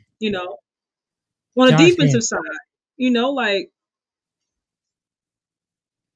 Josh had Mac Hollins and he had Stephon Diggs. They're going to the Super Bowl this year. Sometimes you just gotta sign good players back. I know Stephon Diggs didn't want to be there anymore. Stephon Diggs wants the football. And if you're not gonna get him the football the way he believes he's gonna get the football, he's the diva wide receiver. They all are. He's not really AJ Brown. He's not getting it this much in the Patriots. He has his games, but right. He's not the focal point. You're right. He's coming off ACL injury. He's just happy to show that he still got something left. He's an older wide receiver now. And you in New England with Mike Vrabel. They don't play that where other teams play. So it's a little bit different being in New England. Buffalo is a situation where it's unfortunate, but ain't nobody lining up to go to Buffalo. Buffalo don't get top free agents. What you're gonna have to get out the draft, or you're gonna have to make a great trade somewhere. But ain't nobody signing up to come to Buffalo. You got a job to do. Get it done. He's been there enough years, so no excuses. Like do something. What right, you've been he doing. Got to draft better. His drafting ain't been good, and that's the problem. That's why I'm like promotion. Right. Why am I promoting you? Only free agents you gonna get in Buffalo are guys who are long in the tooth. They on their last leg, and they just want to extend their career. So Buffalo is the last destination they can come to, like a Brandon Cooks, a Joey Bosa. Von Miller came there when he was old. Like that's the kind of Gabe Davis out there. He didn't work out with Jacksonville, and he just want to extend his career because don't nobody else in the league want to. You can go to Buffalo. But he was good in Buffalo before he left. Yeah, he was good before he left. But like I keep reminding people, football is a different type of sport. Just because you were good last year, don't mean you're gonna be good. No, I'm saying he looked good with Josh getting him the ball. When he went to Jacksonville, it was a little bit different. He didn't look as good. He fell off the map, and then he came back to Buffalo. Probably because Josh wasn't giving you that ball. Right, but they had him on the practice squad all the way up till it was time to go to the playoffs. Like, come on, bro, this ain't gonna work out. You can't count on Gabe Davis. I'm not like the only thing he really had was Shedeur Keon Coleman made a couple plays in the playoffs. He caught a touchdown, caught a long pass, but he just wasn't that guy who Yeah, here they and there. expected him to be. Because he wasn't really professional. He's young. I mean, a I lot of hope he that also understands that. is on him as well. Right. So I understand. I hope that when Keon Coleman gets to his next destination, he understands that this is it. Like, you better mature.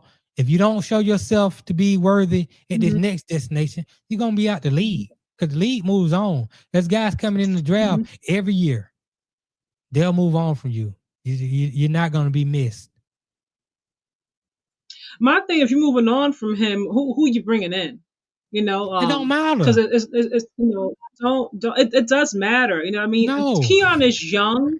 It does to me. So we disagree on that. Keon is young. You know, The he's way they threw him under the immature, bus, but I'm speaking from they did. I'm But for right speaking from now, their he's still there. standpoint. Right. So if you want to get rid of him, that's fine. But who are you going to bring in? Don't get rid of a young player who does still have promise and get somebody else who's like 34. You know, like what are we Yeah. doing here? You know, like stop playing. You know, like it's enough playing in Buffalo. You know, and expecting Josh to keep putting on that cape. He's gonna be 30, I think, in May. He's Right. also getting older. You know what I mean? Like, stop Yeah. wasting his good years expecting him. Yeah. You know, he's gonna have to play offense and defense next year. The way it's looking, when want to be on Yeah, both you sides might of the have ball. to. You know, You might have like to. Travis Hunter. You know, You gotta like do what come you the gotta hell do. on. Right. You Like, gotta do come what you gotta on. do. Stop playing with him. Look, they're gonna go in the draft. They're gonna take another wide receiver in the draft. That's what you gotta do. Keon Coleman will not be in the Buffalo Bills uniform next year. That's a route. You might as well. But it was a route before the press conference. But now with the press conference and all that, you can't bring that man back. Like, it's impossible. So he got to go, and he'll go somewhere else. And they'll I mean, they either can bring him back. They do have the rights to bring him back. yeah, it's a route. His agent ain't gonna allow that to happen. But I mean, hypothetically, technically, they could. Mhm. But I'd be highly surprised if Keon Coleman is in a Buffalo Bills uniform next year. I mean, look, if you gonna, like I said, if you gonna Maybe get rid of him, get AJ Brown. but there we go. Bring somebody else up in there. You know what I mean? Somebody, Yeah, you know, maybe who's that has happens. experience, or But somebody who's I young, do you know, who has a lot understand. of promise, something. Right, I do But don't understand be that nobody who's injury prone and like right, 34. right. Well, you know, and I would say they've tried to put weapons around Josh Allen. It hasn't worked out, you know. Like I said, they had Mac Hollins, they had Diggs, they traded for Amari Cooper, brought him in there. That He didn't was like, work. he was there, but I forgot he was there quite a few games. I was Yeah, like, he was there. where's He was Amari? there. He was coming off a great season in Dallas. Dallas traded him because they didn't want to pay him. So they sent him to Buffalo, and he just, I mean, he was good, He but was he there. wasn't great. Right. So Yeah. it's difficult. You know, they've tried to put weapons around Josh, but then Josh took the 250, and now it's damn near impossible. Definitely, if I got to build my defense up too, it's difficult. You got to Look, be you got a super. job to do. Figure it out, or don't take the Right. job. Right. You Like, got to be if you go in the draft and look and figure some stuff out. Okay, how he right. looking there? He finds some diamond in the roughs. You know what I mean? So figure it out. That's your job. I like no excuses. Do your goddamn job or don't take the job. Right. It's easier said than done. You know, it's He's easier had said than years. done. He's had Right. years. So Right. like if it was his first year, second year, I'm always willing to give grace. But okay, he's new. He figured it out. He's not really experienced. He's still Right. trying to learn. But he's been in a little while now. He's done virtually nothing in the draft. So Yeah. enough is enough. Like I'm But no excuse arguably, for if your you. quarterback don't throw 4 interceptions, you go to the Super Bowl this year. So you going you know, and the owner said as much in the press conference. He blamed it on the refs. He said, "I think the refs cost us the game." Well, if you believe the refs cost you the game, why you fire the head coach? Because the coaching didn't determine whether it was a catch or an interception. Mhm. Referees did. So if you thought that was the Mhm. case, but at the end of the day, if your quarterback don't turn the ball over, Mhm. you still playing football. So I mean, Yeah, that or the 7 points from James Cook. That also is a right, part of it. right, Or your right, defense gets one stop after they have a right. 7-minute and 35-second But break. for the You know, in the quarterback to fourth turn the quarter ball when they over pretty 4 much times and you they still have be the in the whole game, entire right, break. right. For the quarterback to turn the ball over 4 times and you end up going to overtime, that means your defense did what they could. I can't blame the defense when your quarterback turned the ball over Josh left put and points right. up. Josh put points up on the board. That's why they were still in that game. But I'm not gonna sit there and put it all on Josh because it wasn't only him. I mean, it's always a team. It wasn't game, like but everybody else was flawless. He was the only one that made mistakes. Like no, it's always a team game. But we understand that the quarterback gets lion's share of the blame. Just like if the quarterback wins the game, they don't go, oh well, the defensive end played great. The quarterback get all the credit when I win. I don't do that. So I'm saying, I'm just saying for the most, I don't do that either. But I do understand that it makes it very difficult for the rest of the team to win if my quarterback turned the ball over 4 times. I mean, he can't do that. We can go back last season before that. Like there were other games, you know what I mean, where Josh played better, cleaner game. He did play better, and they still didn't get there.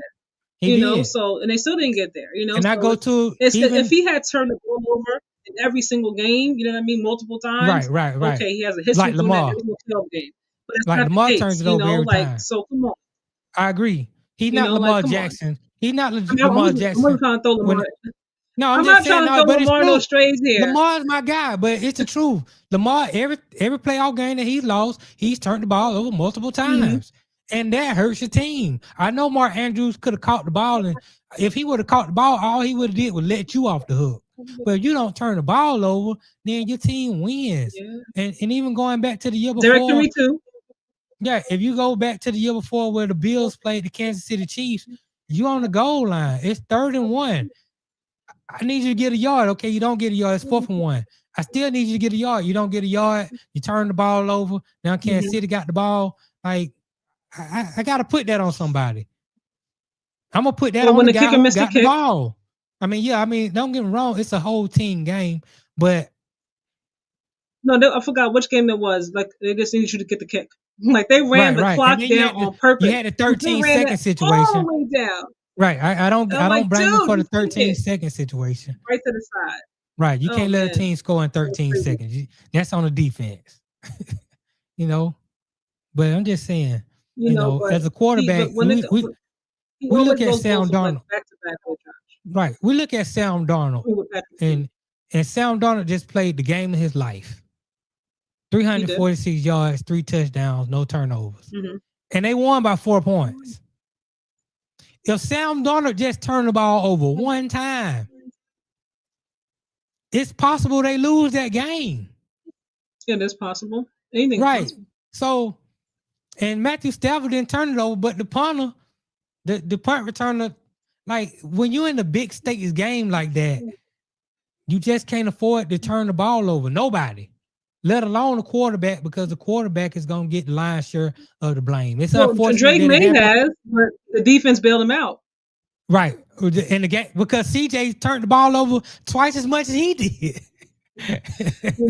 And yesterday couldn't help him out no more. Yeah. Steed turned the ball. He threw a bad interception, and New England went to score.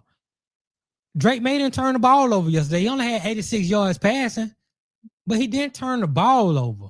And even then, you just needed your defense to just not get that first down. You know what I mean? Right. And Drake May ran right in for it. I'm like, come on, you got to knock him out. You got to slide him out. You know what I mean? Like, you got to get this one final stop, you know, and he couldn't do it, So, like I said, it's when you turn the ball over, obviously you make it harder, for your team to win games. Right. That's a fact. You know what I mean? But, for me, for Buffalo specifically, in that 4th quarter, the offense was on the field for a while. Yeah. Like, they had time possession. The 4th quarter was on Buffalo's side. You had 7 minutes and 35 seconds of a break for the defense. Right. You were on the sideline chilling. Gatorade, chicken broth, hot cocoa, whatever it was. You had your time to drink it and catch your breath. I need you to get a stop. Like a stop. It's 2 minutes and 35 seconds left. Just get one final stop. And you go on. I'm going to say, because at that point, the game was 27-23, excuse me. Like, do your job. You know what I mean? Sometimes you got a quarterback who sticks with the joint. It's just an awful goddamn game. He's just playing like crap. Like your defense, your job is to defend. Right. Get stops. Special teams. Bo Nix look real good. But that's what it is, So Bo Nix wasn't sacked one time in that game. Right. He played sensational. He didn't turn the ball over either. Like, not one time. Right. Not one time was he sacked. How is that even possible? 300 some yards. There's no pressure being applied at all to Bo. Like, why is that? But my whole not point, one sack. right? My whole point of saying that is going back to the coach. You fired a coach who, in my opinion, it wasn't his fault that they lost the game.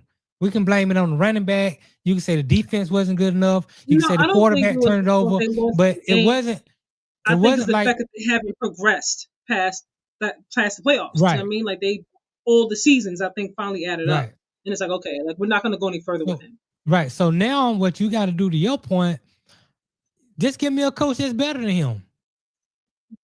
Because if you think that he was the issue, if you put a lesser coach in there, then guess what's going to happen? You're not going to win.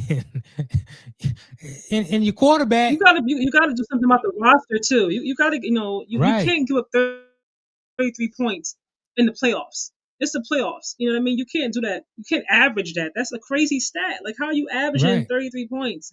Like for the defense. Come on now. Like what we doing here? right. So who they going to bring in? And that's going to be the $1 million question. Now, I did see today Honestly, I that don't Phillip know what they Rivers is doing. out of the conversation. He's no longer a candidate to be the head No, coach of he's the not. Buffalo Bills. No, he's out. He's out as far as today goes. So it's gonna be Mm. interesting. I mean, maybe they wait to see out of the Super Bowl is over with, and maybe Clint Kubiak, maybe he says, "All right, Buffalo. Out of all the teams that's available to go to, Buffalo does have an established quarterback. I'd rather go there. I believe I can help Josh Allen win a Super Bowl. And if you don't get Clint Kubiak, Mm-hmm. then I don't. It's gonna be a mess in Buffalo. It's just the way it is. I mean, unless you trust the general manager, it's gonna all of a sudden start getting the great players that he need out the draft, because you're not getting top free agents. Mm-hmm. I mean, I don't see why. If I'm a top free agent, I mean, Buffalo, it's not the most ideal place to live, I Right. guess. You know what I mean? I get that part, but I'm just thinking about who you get a chance to play with, you know? Yeah. Players don't care about that. So, yeah. It's the I mean, same way in Arizona Green. might be, obviously a warm place to live, but, the Right. team is not good. But So, most players care about where they live. Green Bay free agents don't go to Green Bay. They had Aaron Rodgers, you had Brett Favre, you got Jordan Love. They got to trade for Michael Parsons. They got to trade for a Reggie White. They got to trade for at least big. they traded for him. Yeah. That's what you got to do, because At least they did ain't that. nobody signing Do up what to you go gotta play do in what you gotta do Green then. Bay. Right. So, but what Green Bay And does that's my do, thing. Do what they you gotta draft do. very, very well. Like do it. You got to draft very, very You well. gotta do what you gotta do. Right. You got to do something. Like if nobody wants to come there, then you got to trade for them, or you got Right. to do something. So right now, I'm not seeing Brandon Bean doing much of nothing. You know what I mean? You got to do something, dude. You got to go dig deep in the draft. You got to be watching these college games right now, locked in on who's playing on what team, how good The, they are, what round they gonna go in. Like do something. You got plenty of that's time the right now, dude, and you got and promoted. So you're right. And that's why I give a team like Green Bay, even Buffalo, even when they get good, because they had to draft Josh Allen and they got it right on him. But when teams like that get good, like, I give them a lot of credit, because I understand that they had to win the hard way. Going through the draft is the hardest way to win, because mhm. no guys is a for sure thing. You got to bring a guy in, you got to hope that he pans out. You know, so it's very difficult to win and build that way. At some Mhm. point, you kind of do need to make a great trade, or you do need a free agent to come in, free agent to want to come in and play for you. But when you just got to solely go off the draft, Mhm. man, that's a hard way to make a living.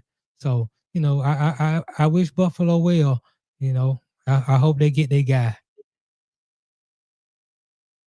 Hold on, let me read some of these comments. Actually, really quickly before we get through here, I've been to Buffalo while going to Niagara Falls. It's cool, but not a place to stay beyond a year if you're not from there. Yeah, I mean Buffalo's not an exciting place. You know what I mean? Keon ain't trying to deal with the cold and boring social life. I mean, last year he was excited to go there. Maybe he was excited to get drafted. I don't know, but you got drafted. You know what I mean? You get to live out your dream. Do your job. You know what I Got to be mean? a Like professional. like do your job. Because even if you're gonna get traded, you want somebody to want to take you too. Not somebody to be like, man, I don't know if he's gonna show up on time. If he's gonna be professional, if he's gonna be at meetings. All those different things too. Because they don't need you. It's funny, young cats that are drafted to Buffalo probably don't know how far it is from NYC, but will take that flight and feel punished when they have to return. I intentionally miss the Buffalo Bills watch parties because I have self-respect. LOL. Last on one of the day, really quickly, moving on. It was announced you got Shedeur Sanders. You got Shedeur Sanders. Dump the watch. Dump the watch. Headed to the Pro Bowl. Headed to the Pro Bowl. He's replacing Drake May. Are you gonna be watching this game? Did you watch Pro Bowls No. anyway? Okay, so you I didn't used really to care watch. either way. I used to watch the Pro Bowl back in the day when it meant something, but it don't mean nothing no more. You gotta understand. You don't really watch it. Like you haven't watched it in like the last few years. Not when it became a joke. Like no, Okay, I can't. fair enough. If you haven't really watched it, then I'm Like like, Tyler you Huntley didn't watch made the it, Pro then- Bowl. I was like, Tyler Yeah. Huntley. He's the third string quarterback for the Ravens. How he Mhm. make the Pro Bowl? He didn't even play. Mhm. I'm like, yeah, it's unfortunate because I've been watching sports a long time. I'm like a historian, and Mhm. All-Star games, NBA, Major League Baseball, and the Pro Bowl, it used to mean something. When you're trying to rank guys, and you talk about Hall of Fame guys, you look at their resumes, and a guy, he was a 13-time Mhm. All-Star. Or look at LeBron, he's made 20 straight All-Star appearances. You got Not this this many year, all. but I mean, I'm just saying he'll probably get I in know there what you mean. because they'll put him in there, but he ain't gonna be voted in by the fans. But when the guys, and he won this many All-Star MVPs, and he did that, you look at that; those are accolades that you stack up with the other great players. And for the NFL to really turn the Pro Bowl into a total joke, to where now I can't even look at the Pro Bowl and look at a guy and say, okay, that guy got 8 Pro Bowls. That guy got 9 Pro Bowls. He's a 2-time Pro Bowl MVP. And I can put that on his resume as it goes toward the Hall of Fame. I can't do that no more with the Pro Bowl in the NFL because they letting anybody be in. Guys don't even play good. Guys are going in off popularity. Guys are going in without 1,000-yard passing. They're just putting anybody in the Pro Bowl, and it's an embarrassment to the league. It's a joke. And and they wonder why don't nobody, give credence to it no more. Like, it used to mean something to make the Pro Bowl. So it's just unfortunate for the sport and for the purists, the fans who are really purists. Like, I know they got these new casual fans who really don't care. They like a guy. We happen to see a guy. But for the purists, like, I was talking to some of my friends today. They were like, we love Shedeur. We like Shedeur, but come on, he was terrible. How can he had more turnovers than he had touchdowns? Like, this is embarrassing to the game, and it's embarrassing to all the history that we grew up, watching and putting certain guys on a certain pedestal because they had these accolades. So, I'm good. I'm happy for him if he's happy. If I was him, I would decline it just off having respect for my resume and what I'm trying to do going forward for my career. I would say, no, I'm not good enough. Like, I want to make the Pro Bowl because I earned the Pro Bowl. I don't want to go to the Pro Bowl because y'all want me to be a ratings. Y'all want to grab ratings off my name. Like, that's embarrassing. So I know I'll see what he does. I really hope that, because when your daddy made the Pro Bowl because he was the best player in the game. And so we'll see. It's going to tell me a lot. It's going to tell me a lot about Shedeur because so far he's been A1. After the games, I didn't play good. I wasn't good this game. He keep it 100. So for him if he shows up to play in this game where he knows that he's a ratings grab, it's going to me, for me, it's going to take him a notch down in my book. Like, it's embarrassing. It's pathetic. I'm not gonna do him like that. Respectfully, it's an opportunity for Shedeur. I don't know how many people they asked before they went to him. They could have asked, I don't know, Caleb. Maybe he said no. I don't really know exactly who they tried to get. Or if they just went straight to Shedeur right after Drake May obviously goes to Super Bowl. I don't know, who they tried to reach out to. But either way, it's an opportunity for him. Shedeur is not in a situation like how other QBs are, other backup QBs. You know what I mean? He came in the 5th round, obviously. We know how that happened. He wouldn't have gotten a chance to play if Dylan Gabriel doesn't go down. He had some good moments, you know what I mean? But he still has a lot more growth and things to do. Obviously, the Pro Bowl is not the playoffs where he's going to go out there and they're going to play all hard and and whatever have you. But for him, he's still in a position where he still has to compete because they haven't said, well, hey, Shedeur's going to be the starter, wait, just looking for a head coach, or it's going to be Dylan and Shedeur competing again. They haven't said they're not going to draft anybody, a new QB coming out of the draft. But they haven't really made any announcement other than they fired the head coach and looking for a new head coach, but they haven't really made any promises to Shedeur or anybody at all in terms of who's going to be the starting QB going into next season. So for Shedeur to get an opportunity, whether they asked him or everybody said no, or then they decided to go ahead and throw him a bone and say, hey, you want to play in this game, Shedeur? And he's like, okay, cool. You know what I mean? It's an opportunity for him, to show some more of his talent. You know what I mean? To play flag football? So from that It's an standpoint, opportunity to play flag football. Like, come on, stop. Yeah, that's how I feel. You know what I mean? Like for Yeah. him, it's opportunity. Like he's not in the same situation. Who's to say the new coach comes in? He might say, I don't want Shedeur here at all. I'm going to focus on Dylan Gabriel and Deshaun Watson's there because he got that contract, and that's going to be that too. I don't really know. But when opportunities come, even none of that matters. And Shedeur just says, hey, I want to go out and enjoy the Pro Bowl or whatever have you, Right. whatever his reasons are, you know what I mean? I'm not mad at it either. If the NFL, like I texted you this earlier, if they have been leading with integrity in terms of the Pro Bowl all the way up until now, and everybody that's been there has been a top-notch player and they've earned the right to be in the Pro Bowl or whatever, okay, cool. You know what I mean? If that's the case. And Shedeur is the one outlier. But he's not. No, he's not the one outlier.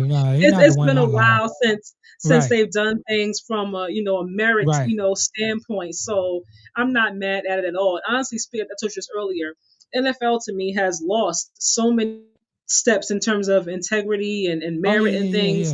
Yeah. So for me, I'm just like, the fans did vote for Shedeur. If they're going by the fan vote, because I don't know. But if they did include the fan vote, and that's one of the reasons why they decided to extend an invitation to him, and the fans want to see you play, be legendary, whatever it is, then go out there, enjoy the game, and then you get back to work. I don't know. You know what I mean? Yeah, I really don't know. I don't know how it happened. Did they they announce if they asked anybody else? Did they announce if they asked? Well, they didn't tell that story, but I can imagine. Okay, I was just wondering if he's 59 out of 60 quarterbacks, if he's the 59 best quarterback out of 60 quarterbacks, it's hard for me to imagine they asked the other 40-some quarterback that they could have asked, Cam Ward, anybody, but it's a ratings grab, and I get it. The NFL draft this year had the best ratings, the second round, third round, they ever had before, because people were wanting to see what Shedeur got drafted, and nobody's watching the Pro Bowl. So maybe this will be a good way to spike the Pro Bowl numbers by saying Shedeur. I just I'm just thinking, for me, if I'm a guy who really earned my spot in the Pro Bowl. I worked hard. I was one of the best players in the league. I got voted to the Pro Bowl, and I go to the Pro Bowl, and I see this guy who ain't nowhere near the caliber player I am, but he got the same accolade that I got. I feel some kind of way about that, and I just hope the players, the other players who there, they understand what's going on. They understand that the league needs him for ratings, and they don't hold this against him. He didn't pick himself to go to. If you're going to hold it against him, you should hold it against everybody else who's been there who shouldn't be there off their own merit. The Tyler Huntley's and whoever else. Tyler Huntley, all those guys. All those guys. If you're not going to hold it against Tyler and anybody else, then don't hold it against him. Right. Well, that's why some of those guys, you get when the starting quarterbacks for the Super Bowl, because they changed it. When we was coming up back in the day, the Pro Bowl was after the Super Bowl. So if you played in the Super Bowl, you got to go to the Pro Bowl as a starter, even if you played in the Super Bowl. But now they do the Pro Bowl before the Super Bowl. So if you playing in the Super Bowl, you don't get to go. So they got to find a replacement for you. I get it. Like I said, it's a joke. Nobody Like, I can't use the Pro Bowl. I can't say a guy is a 8-time Pro Bowl player, so he's this good as compared to this guy who only made it 7 times. Oh, that's over with. Because the NFL playing flag football at the Pro Bowl. They don't hit no more. It used to be a real football game at the Pro Bowl. Guys get hit. They run plays. Now they playing flag football. They having quarterback throwing competitions. They trying to who can win a potato sack race. It's just a sham. So, they do what they want to do. If that's what they want to do, that's fine. They want to do what they doing to do. I'm pretty sure some people will tune in, but it's not for me. I'm a purist. I can't be involved in none of this. I think that's what they're chicanery. hoping for. But even if so, I mean, honestly speaking, like, when you think about the way sports is now in terms of media and the way everything is going, like, it's so non-traditional anymore. Like, it's not in its purest form. People cover the game, how they cover the game, even with NBA, you know what I mean? Like, how they cover the game, how they talk about it, the different podcasts, the people who are interviewing, the players and the coaches. Not everybody, has a degree in journalism or things that the communications, like, it's long gone are the days where things I think were done in the most professional, merit-based, kind of way. It's so far removed from that. Everything is now numbers, and a lot of it's money and viewership and marketing, so it's like you got to kind of find a way to adjust as best you can. And if you're one of those people that's like, I really can't adjust to it, like I really can't mess with it, because baseball and I respect it. Right, baseball and basketball and baseball haven't compromised the integrity of the All-Star game as far as guys going. Like, if Bronny James made the All-Star game, you'd be like, but to me, but they've cheapened it. Okay. They don't even show up to perform or really put on their best. So to me, even if you don't, I'd rather see a Bronny James than see a Ant-Man, who I love, by the way. It ain't about that. It's about did this guy play well enough to earn. But you're not performing. So they're not performing. I'm not saying you got to perform like it's the Game 7 NBA Finals. I'm not saying that, because we want to get hurt. But to be out there and not really give any kind of effort at all, and you got fans who were there paying all their money, to me, they took the integrity out the way anyway. So. But the All-Star game I don't respect that at all. The All-Star game really been like that a long time. People try to put this on LeBron era. The All-Star game was like that before LeBron. It was like that in the mid 90s. It kind of started getting to a point where players, because the money got big, so players didn't want to get hurt. I get it.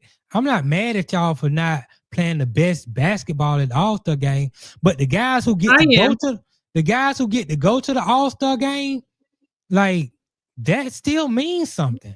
It means it doesn't mean anything to me. Like, you cheapened it. You know what I mean? Like, you're there for the fans. You know what I mean? Like, I see what you're saying, but I'm saying like, players are not going to the All-Star game off of he wasn't good enough, but the fans just liked him so much he went. Like, they're not doing that in Major League Baseball. They're not doing that in basketball. Bronny James is not going to go to the All-Star game. It's just not going to happen. I don't care how much you like a guy. If he ain't putting up them numbers and he ain't one of the best players, like, I remember the fans tried to vote Zaza Pachulia into the NBA All-Star game. Now, people like Zaza Pachulia. I like Zaza Pachulia because he played with the Hawks. He went to Golden State. He was a fan favorite. He had more votes just about than any other power forward or center at that position. And by all merits, he was supposed to be in the All-Star game. The NBA said, hell no. Our All-Star game means something. They changed the rule on the spot. They were like, Zaza Pachulia is not going to be in our All-Star game because he doesn't fit the merit of what it takes to be an NBA All-Star. And I appreciate it. Even though I like Zaza and I wanted him to stick it to the NBA by going, I understood and I respected the NBA for holding up the integrity of who is named an All-Star. It means something. It means something. It doesn't for the players, and that's the problem that I have with it. NBA doing their part is one thing, but I'm talking about from the player side of it, because you cheapen it when you come there and you don't put any kind of effort in. Right. Like, you cheapened it. Like you have you have Adam, Adam Silver. He's trying to try all these different things, Yeah, he's to trying. get you to play just a little bit harder. And no one's saying you got to go out there and play crazy hard nosed defense and and get 10 blocks a game, whatever have Right. you. But at least put forth just some kind of effort for just You, something. you're And right. you're not giving nothing at all. And I'm so tired of hearing former players or current players say, well, you should pay us some more money. You get paid a crazy amount of, most all-stars Yeah, they get shouldn't paid get a paid lot much of money money. already. Right. Like, you're not getting a million a season. You know what I mean? You You're got the correct. in-season tournament. You get a chance to make more money. I'm like, everything is money, money, money. You know what I mean? Like, Yeah. how are you any different than if they did switch the format up and say, you know what, you don't want to play, then we're just gonna go with the rookies. Then you'd be upset because a lot of times in your contract you get more money because you were named the All-Star. Like, that's usually an Yeah, because you incentive were in the named an contract. All-Star, not because you played Exactly. well in the All-Star game. No, but exactly. So if you're getting more money for one of the things, being named an All-Star, and when you show up you can't play, that incentive should be taken out of your contract. Then, if you can't show up and perform a little bit, then take it out the incentive. Then, and that's what I say from Adam Silver. It's enough with the ass kissing, man. Yeah. Now I agree. The players have cheapened it, but the NBA hasn't cheapened it. Meaning That's the from the NBA, player side of it. right? From from the player side, like I'm saying, the players have cheapened it. They're not gonna go play hard in the All-Star game. They get too much money. They don't want to get hurt. But I get it. You don't have to play hard. You get $300 million just contracts. Right, you get $300 million contracts as compared to in the 80s where you were getting played $3-4 million. I get it. I wish they played harder, but I get it. I see the players have cheapened it, but the NBA has upheld their integrity, just like the Major League Baseball. Now, baseball has the best All-Star game because it's hard to not play hard in the baseball game. Either you're gonna throw the ball over the plate, the guy got to hit it. The ball come to you, you got to either defend it or you can get hurt with that little ball. So baseball All-Star game, even back in the day, baseball has always had the best All-Star game because you cannot go and half-ass in a baseball game. It's just impossible. Yeah. But in basketball, the players don't play hard in the game, which I wish they would. But the NBA has not gone so low as to say, we're just going to let anybody play in our All-Star game. No, we still going to take our top guys. Now, if they want to perform, that's on them. We'll try to change the format. We'll do the world versus them. We'll do the sophomores versus we'll do the old guys. They tried all kind of stuff in the world to get them to play. Yeah, they I mean, back in the day, the superstars would be the ones in the dunk contest. It was Jordan, Dominique, Dr. J. Yeah, because they've become a little bit, and I put some of that on Adam. You know, I mean, I know he's trying to, hear the players and trying to hear the fans and trying to find a meeting of the minds with both sides. But I think he's just a little bit too nice sometimes. You know what I mean? Like, you get paid a crazy amount of money compared to what they got paid back in the day.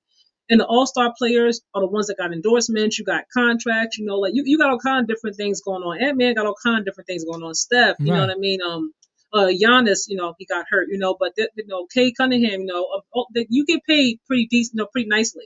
SGA, so I think Wemby's the only one I hear, and he hasn't really gotten his payday yet. He's like, he want to play, you know what I mean? He's trying to put his best foot forward, and make entertainment for the fans. And I can appreciate the integrity, you know what I mean? Because you have Adam Silver who's trying to uphold the integrity and do the right thing. But you got the players who don't seem to give a damn about it. Yeah. And the two don't go together. You're going to have a few. Kobe was one of the guys who was going to play hard. They don't give a damn what kind of game he was in. Russell Westbrook is going to play hard. He don't care what kind of game he in. But I'm here for the integrity. This not an Adam Silver. This started happening under the old commissioner. David, I just forgot his name off the top of my head. David Stern. This started happening on his watch. And it's not because of nothing the commissioner has done. It's something he's not helping it, but I'm saying it. Yeah, but the commissioner, they're becoming more and more entitled. I'm tired of hearing players say, "Well, pay us. You getting paid, right?" Dude. But what I'm saying is the commissioner don't control it. This is the See, when we start blaming the commissioner, we letting the real culprits off the hook. The real culprits are the owners. These are the owners' fault that this is happening like this. The commissioner does he not work for the owners? Yes, the commissioner gets paid good money to be the whipping boy for the owners who really make decisions. The commissioner don't make the decisions. The I didn't say commissioner, everything was on right, him, but I right. do feel like he's So pacifying the players too much because the he's trying to owners are hear what pacifying they. the players because I think Adam was a part of it as well. are the one He's that not signed up for this load. overstepping. The commissioner don't want load management. The owners want load management.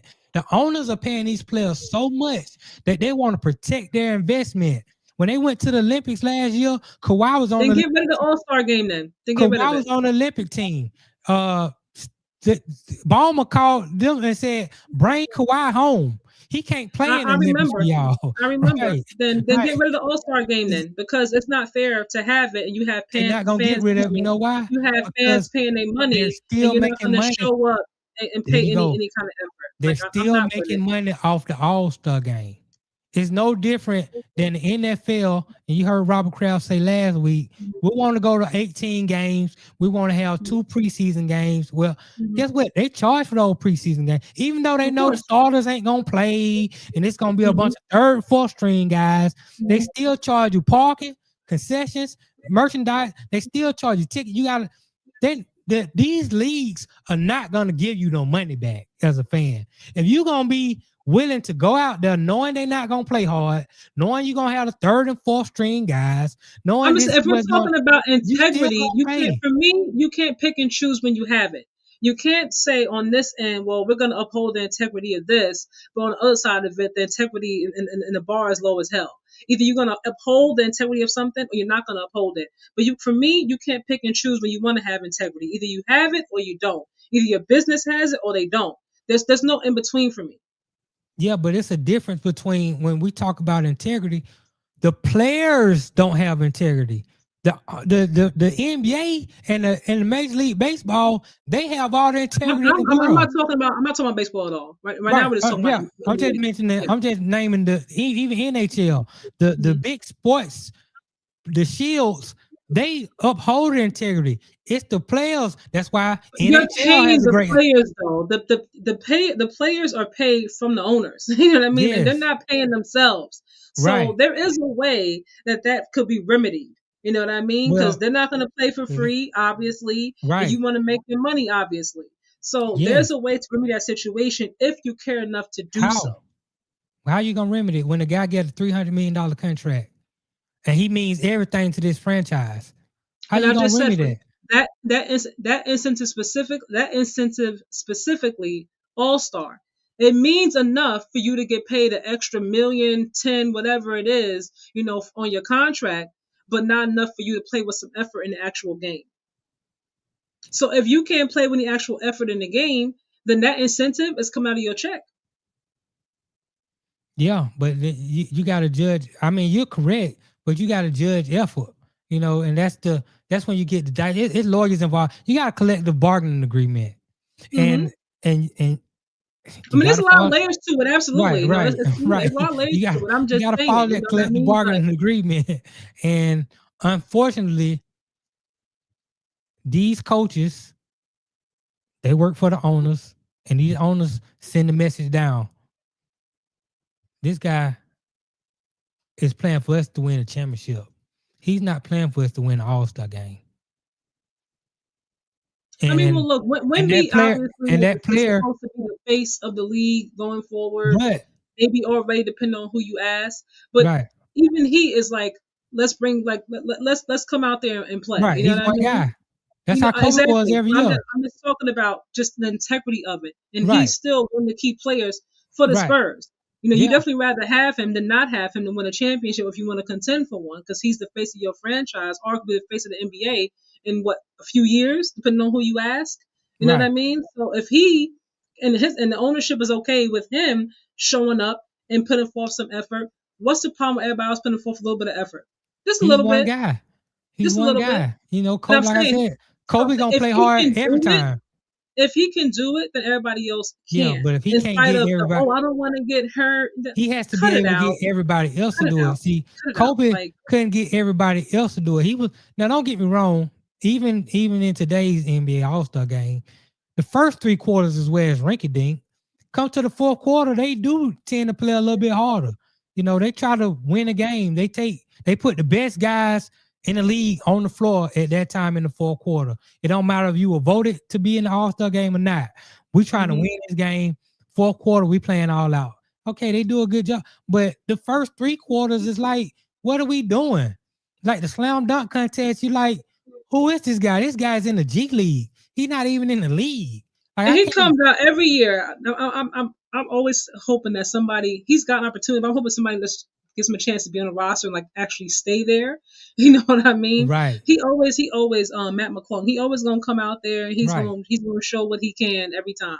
And I always clap him up for that. You know what I mean? In spite of everything else. Yeah, Matt McClung. One thing about the NBA though, because you pointed this out a little bit earlier, according to the CBA, your contract is tied to were you all NBA, were you an all-star, were you MVP? This is how you can earn Supermax money. And that's what I'm saying. So, that's a part of it. So for them to allow a guy and no kind of effort at all. Like, yeah, but that's what my point is saying this.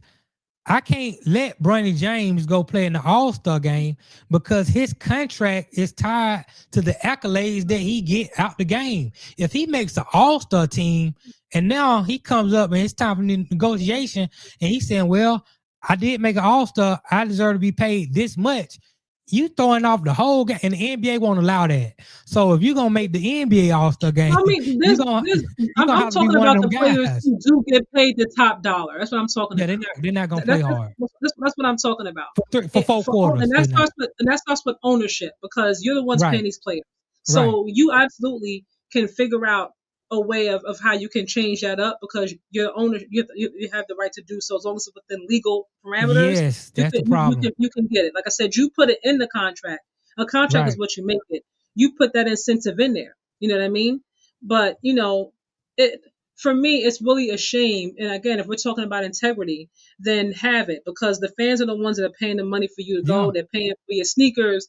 They're paying for the tickets. That people are paying. They're flying in from out of town. They're getting hotels, whatever it is, to see their favorite players all at one time play. The least you can do is to put up a little bit of effort. I'm not saying kill yourself. I'm not saying break twist your arm out the socket or nothing, but you can at least put up a little bit of effort. Yeah, and that's why, especially if you're going to get an extra $10 million in your contract, because you got. Well, because the collective bargaining agreement says X, Y, and Z. I get it, but the onus to me is on the fans. Stop going to the game. Stop watching the game, and I can guarantee you, I'm 100% sure if the fans stop showing up, just like they really stop showing up for the Pro Bowl, they'll make changes. They're like, okay, we losing money. When these owners start losing money, but as long as they can keep making money by putting a sham product out there, guess what they're gonna do? They're gonna keep making money by putting a sham product out there. So it's up to us to stop paying attention to what they're doing. But even then, let's say they stop playing All-Star games. Let's say we not taking it serious no more. They stop playing. The owners, the league still has got to have who are our all-pro players, who are our all-star. These accolades still mean something. And when those accolades stop meaning something, then you're doing your game a disservice. Now you're hurting the shield. And that's what the NFL has done with the Pro Bowl. To me, it would mean something if you actually got to the game and played like it meant something. Like you were proud to be an all-star. You know what I mean? Like when you see players come to like their first all-star game, right? You always see like they're all excited, right? Like, man, it's my first time. It's like a fish out of water, like a kid who discovered how to walk for the first time. There's an excitement there, they come ready. It's like, man, I want to do everything. I want to do the 3-point contest. I want to do the skills challenge. They come there excited. And then it's like, all-star game. It's like you forget it did mean something. Sitting down home watching it all those years. You start taking it for granted. Thank you. It's just like the first time you meet that girl, the first time you meet her, and she gonna let you get some that first time. You like, man, I can't believe this is the best thing ever. Then about the 800 times you done been with you, like, you got a loser. You got a loser before you realize, man, I really like that girl. And, you know, I'm gonna go back and I'm gonna be right, and I'm gonna stop taking her loving for granted. You know, so maybe they need to lose. Maybe they need to lose the All-Star game for a few years. And maybe that's it. Maybe Right. that's it. Maybe if that's what they owners said, need. "Look, we gonna take it out the contract," you know, and the fans But said at we're what not cost, coming though? because this is, you know, this what they're putting out is not good. You Right. know, then maybe both sides will be like, okay, you know what I mean? Let's put forth some effort, you know, because Right. like I said, you get paid a king's ransom. Like, come on now, put some effort in there, dude. Now, when it comes to the dunk contest and stuff like that, I get it, you know, because you don't want to go up and come down the wrong way, you know. So I understand, be a little bit more apprehensive about that. But the skills challenge is so Yeah. freaking easy. I don't You like understand running, none of putting it. in the circle, you know what I mean? Like dribbling, 3-point contest. Come on. Cause guys, I don't get none of it. Cause guys made their legacy off the dunk contest. Jordan became Michael Jordan because of the dunk contest. Dominique, Dr. J, Kobe Bryant won the dunk contest. Like that, it means something. Vince Carter, It used means to mean something. something. Right. Yes. And now it's just like guys are making so much Now, money. I don't want to hurt my knee. yeah, and I don't they're want like, to do oh, this. it's like a You weekend know, off. right. You know, we get the I'll weekend get off. in the 3-point contest because I don't really, you know, have a chance to be injured. Like, come on, bro. Like, but when you get paid $50 million a year, I understand that you don't make all the decisions on your own at that point. No, you don't.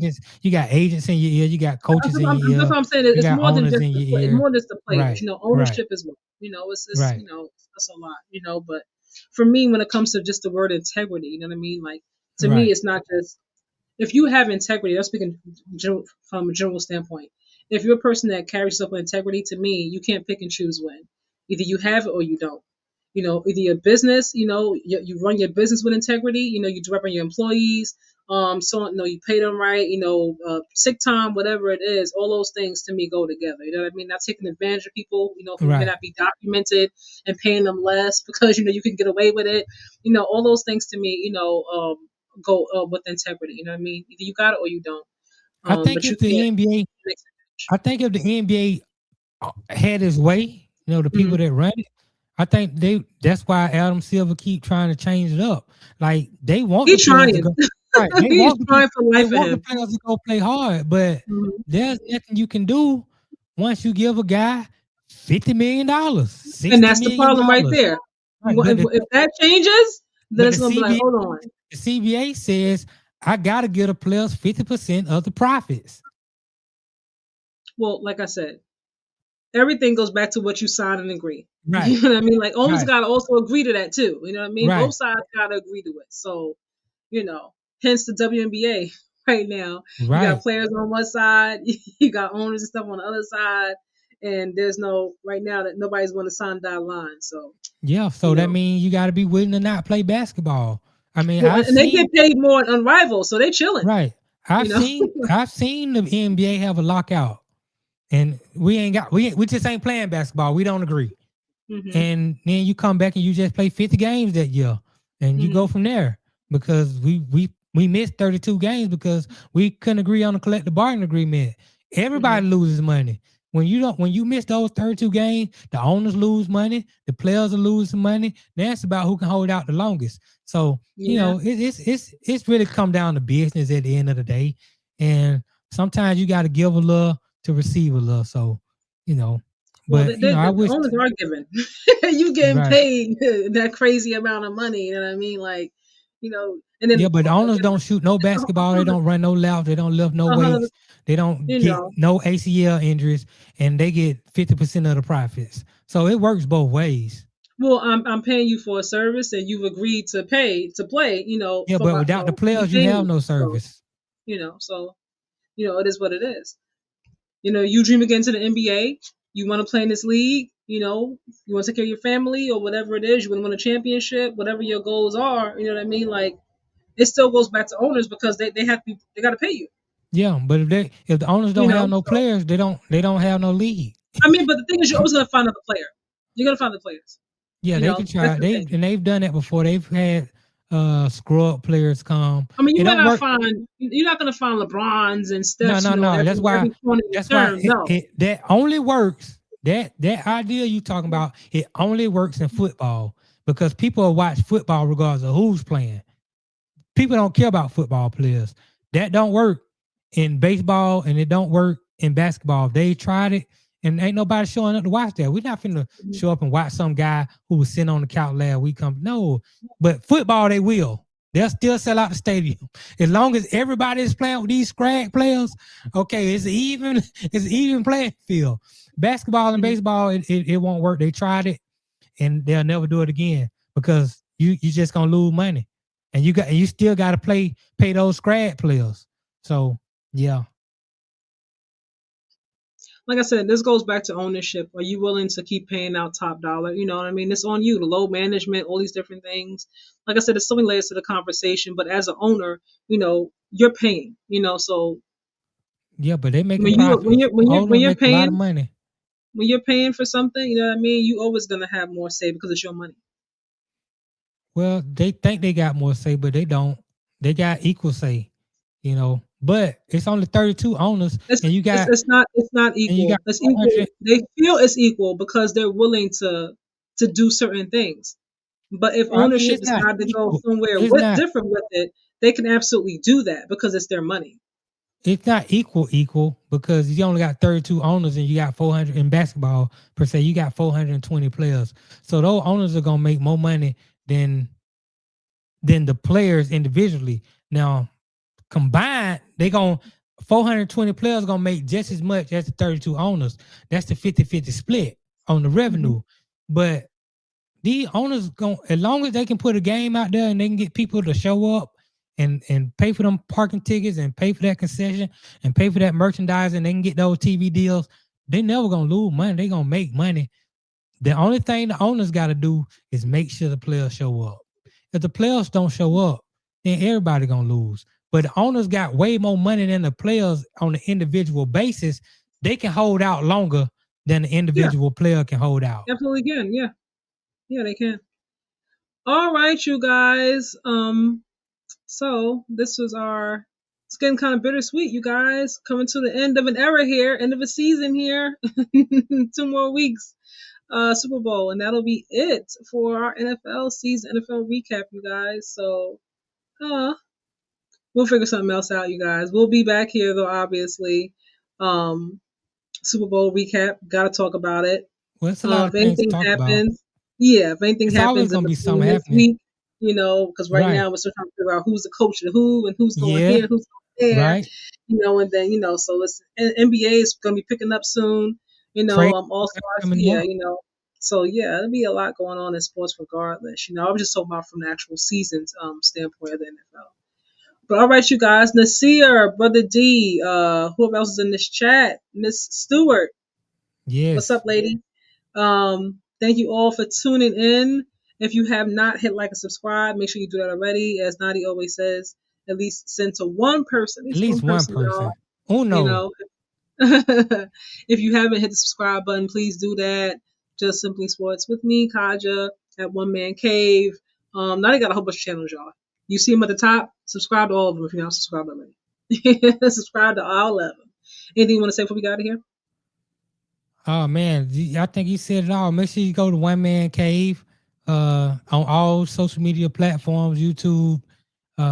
Just make sure y'all just keep supporting Kaja. Putting on these great shows and doing these lives and everything. You out there doing your thing, working hard with the graphics and everything. So yeah, Kaja's know the value of college football. I do watch. I don't. Maybe you mean because I don't come on here and do a live. I watch it. I don't watch every game. I'm not gonna lie to you. But I do watch some of the games because I be texting Nadia about it. Yeah, football period. When it was going on. It don't matter if it's high school football. It can be Red League football. It can be Pee Wee League football.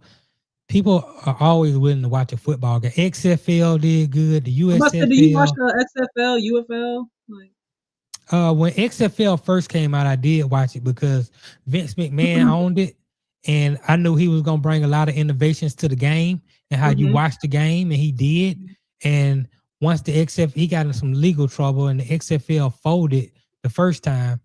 The NFL took a lot of his pylon cam, over this aerial view. The NFL took a lot of his innovations and added it to their game. So, from that aspect, I did watch XFL. Now The Rock owns the XFL combined with the USFL, and people are gonna go to those games. They're gonna watch it. It's football. Football is king in America. That's the reason why you can lock the players out, or they can go on strike, and they'll put some guys off the sofa. You know what I'm saying? And people are gonna watch. It don't matter. So football is king in America. I want to something for March Madness though, because that's when it gets really good, like with basketball for college. You know what I mean? That's when it's really exciting. So yeah, I think March Madness might be about to get better from the standpoint of a lot of players are gonna go back to college because of the NIL money. And you think Adrian Advance is gonna go back? I think he's coming the heck up out of there. No. He can pay too much money. Yeah, it's different for him. But I'm just saying, outside of the top guys, you're gonna see some top. Right, you're gonna see some top guys go back because I can get this NIL money and continue to get better. But even with college basketball, over the last couple of years, the women's game has got more eyes on it than the men's game because it's watered down. It's glorified high school basketball. I mean, college basketball used to be my thing back in the day, but now, but now it's like I could, I just wait to see who gets to the league and see who pans out then, because I'm not a fan of high school basketball, and I'm not definitely if I don't know somebody out there playing. Like, and I'm not a fan of this, because when we was coming up watching college basketball, those top 15 picks, they were ready to come in the league and make an impact right away. If you got Tim Duncan, if you got Jamal Mashburn, if you got Jason Kidd or Stephon Marbury, like, your franchise was about to change. You went from having the worst team in the league to have one of the better teams in the league, KG coming out, Ray Allen coming out. Those guys are ready to play right away. And now you got to wait 3 years for a guy, 4 years for a guy. So it's a little bit different. So I hope that the NIL money keeps some of those kids in school so they can continue to develop. And then when they come out, they ready to help a team compete for a championship right away. All right, you guys. You heard what he said. I'm going to let him have the last word. That's that on that. I will see you all soon. Everybody have a great week. Stay warm. If you're up north like me, get them snow boots out. Keep them out. Get them shovels out. Keep getting rid of that snow, because it's crazy out there, man. It's crazy. I'm like, my job was closed. I'm like, I ain't going outside. I'm good. Oh. I was doing that dance last night, y'all. Real quick, y'all. I was texting the other day. I was listening to like music, right? Like, I'm a millennial, right? If y'all don't know. So I was playing like old music, and I was scrolling through my Instagram, and somebody had a post like trying to make sure I still remember my millennial dance moves. And the first thing they did was crank that. And I was like, I was there the other day. I was here cranking that Soldier Boy going crazy in the house. Right. Having a good time. Superman. Right. It was a good time. You know what I mean? Fun times. My son was like, you're doing too much. Yeah, those were the days. They had Atlanta has created so many days. dances. The time was had, man. Right. These kids will never know. They will never know. We used to come home from school, like, do my homework, can I go outside and play? Now they just want to sit on the phone like this the whole time. Right.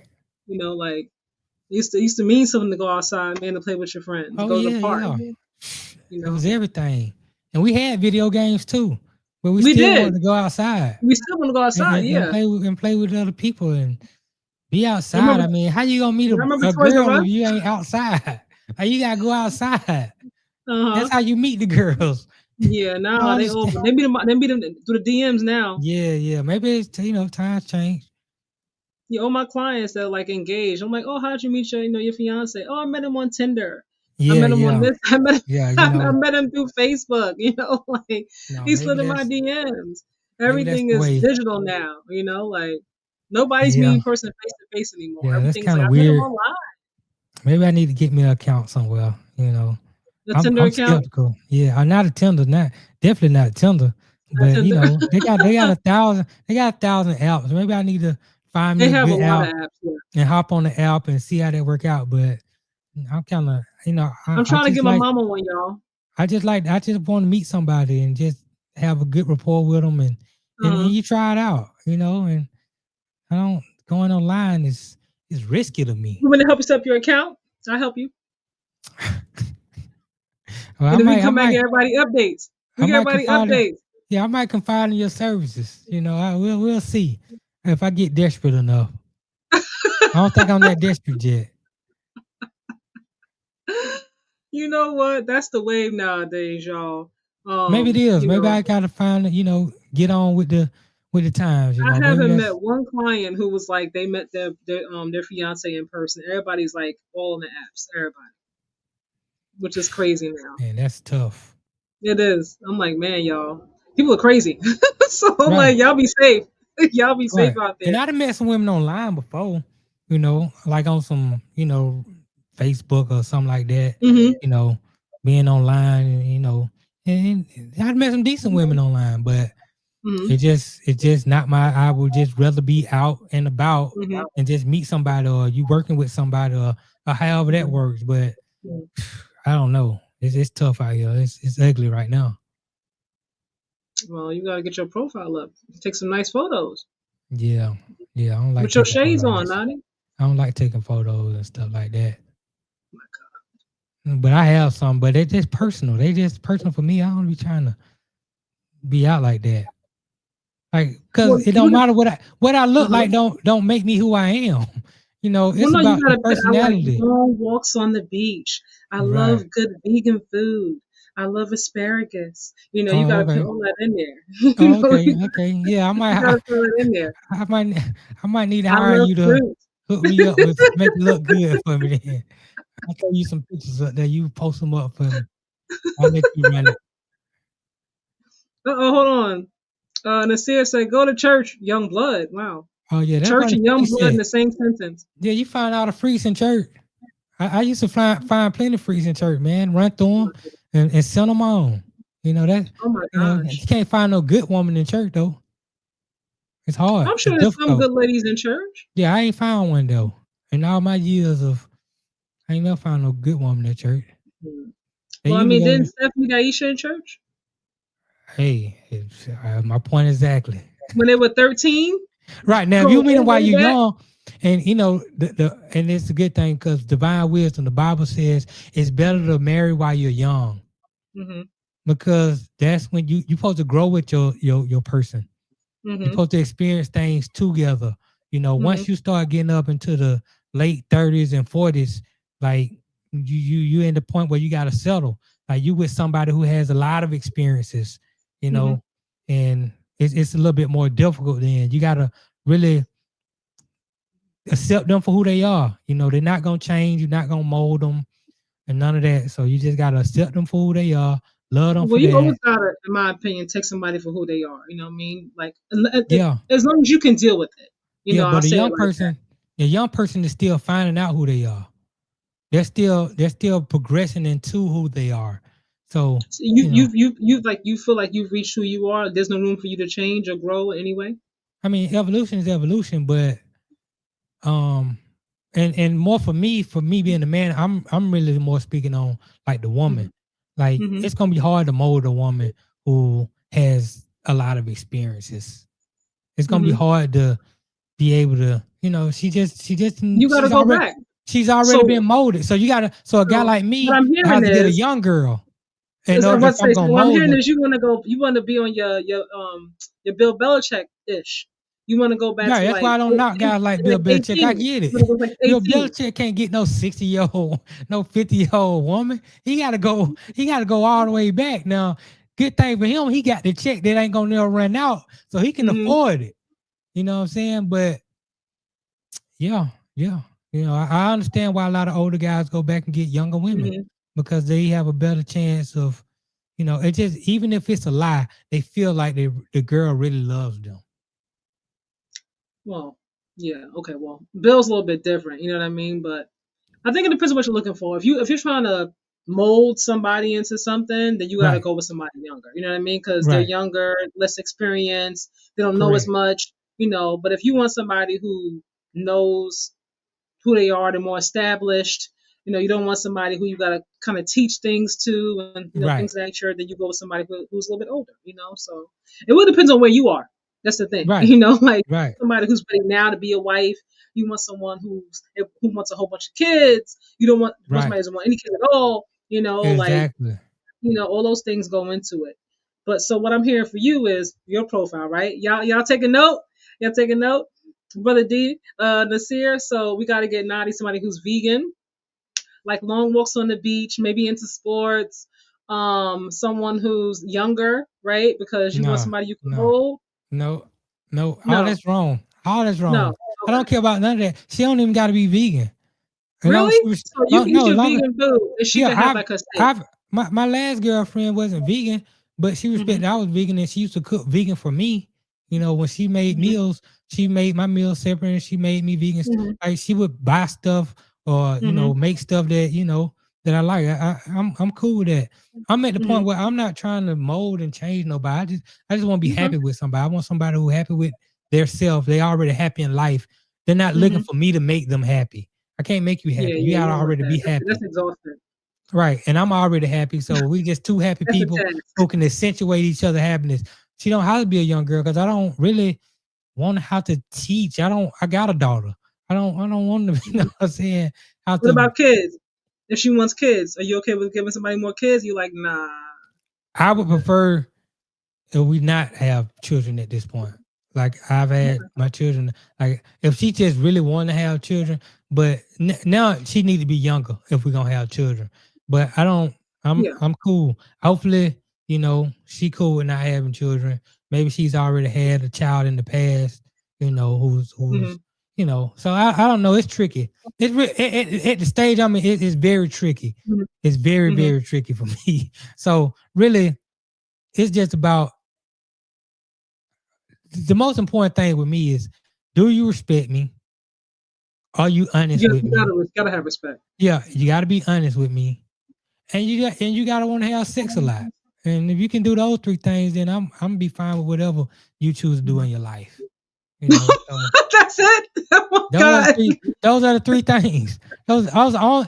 I mean, you got to be kind, but that goes into the respect and honesty part. Like if you respect me, you honest, and you want to have, you willing to have career, family oriented. I don't care about none of that. All that is OMG. that's extra. I'm done. I'm logging out. That's I'm extra credit. logging out. Right. I'm logging out. Oh my God. What your career got? I don't care how much money you make. I'm not saying she has to be like a millionaire. Right. I'm just saying like whatever her career is, be a nurse, teacher. She can work at McDonald's. Know. Are you a kind woman who gonna treat me with? Yeah, I don't care about it because for men it's different. Women do care about those things. Men, we don't care about how much a girl makes. We don't care where she work at, as long as she ain't working on the track. If she's a respectful woman who is gonna respect us, be kind to us, and love us, we don't care about none of that. She can. It don't matter what she don't even gotta have a job. It don't matter. So in this economy. Yeah, that means you make a lot of money then. I'm just saying for most men. Eggs like $12. Yeah. But most men don't really care about that. We don't. And if she needed, and if we do need her to get a job, she just got to be willing to go do that because this is what her man need for her. I need you to go get a job. It's like that. You want a ride or die chick, one of those? Yeah. I had a chick like that one time. She wasn't working. I was cool with that because I was, I was doing well. And then my job cut the hours. I like, man, I need you to go get a job. And she was cool. She went and got a job. And she was like, let's say less. Right. She was like, say less. Right. She went and got a job and we were good. It wasn't no, and I always appreciated her for that. You know what I'm saying? So, So why didn't you put a ring on it? Because she wanted me to beat on her and I didn't want to beat on her. I ain't that type of guy. Okay, logging out. I'm just telling you the truth. I'm done. I'm sorry I asked. Okay. Right. I ain't no woman beater. I appreciate that you're not. Right. I really, really do. Right. All right, you guys. This conversation is over. I look forward to seeing you guys on the next live, man. Have a good night, you guys. Good night. Be safe out there, y'all. OMG.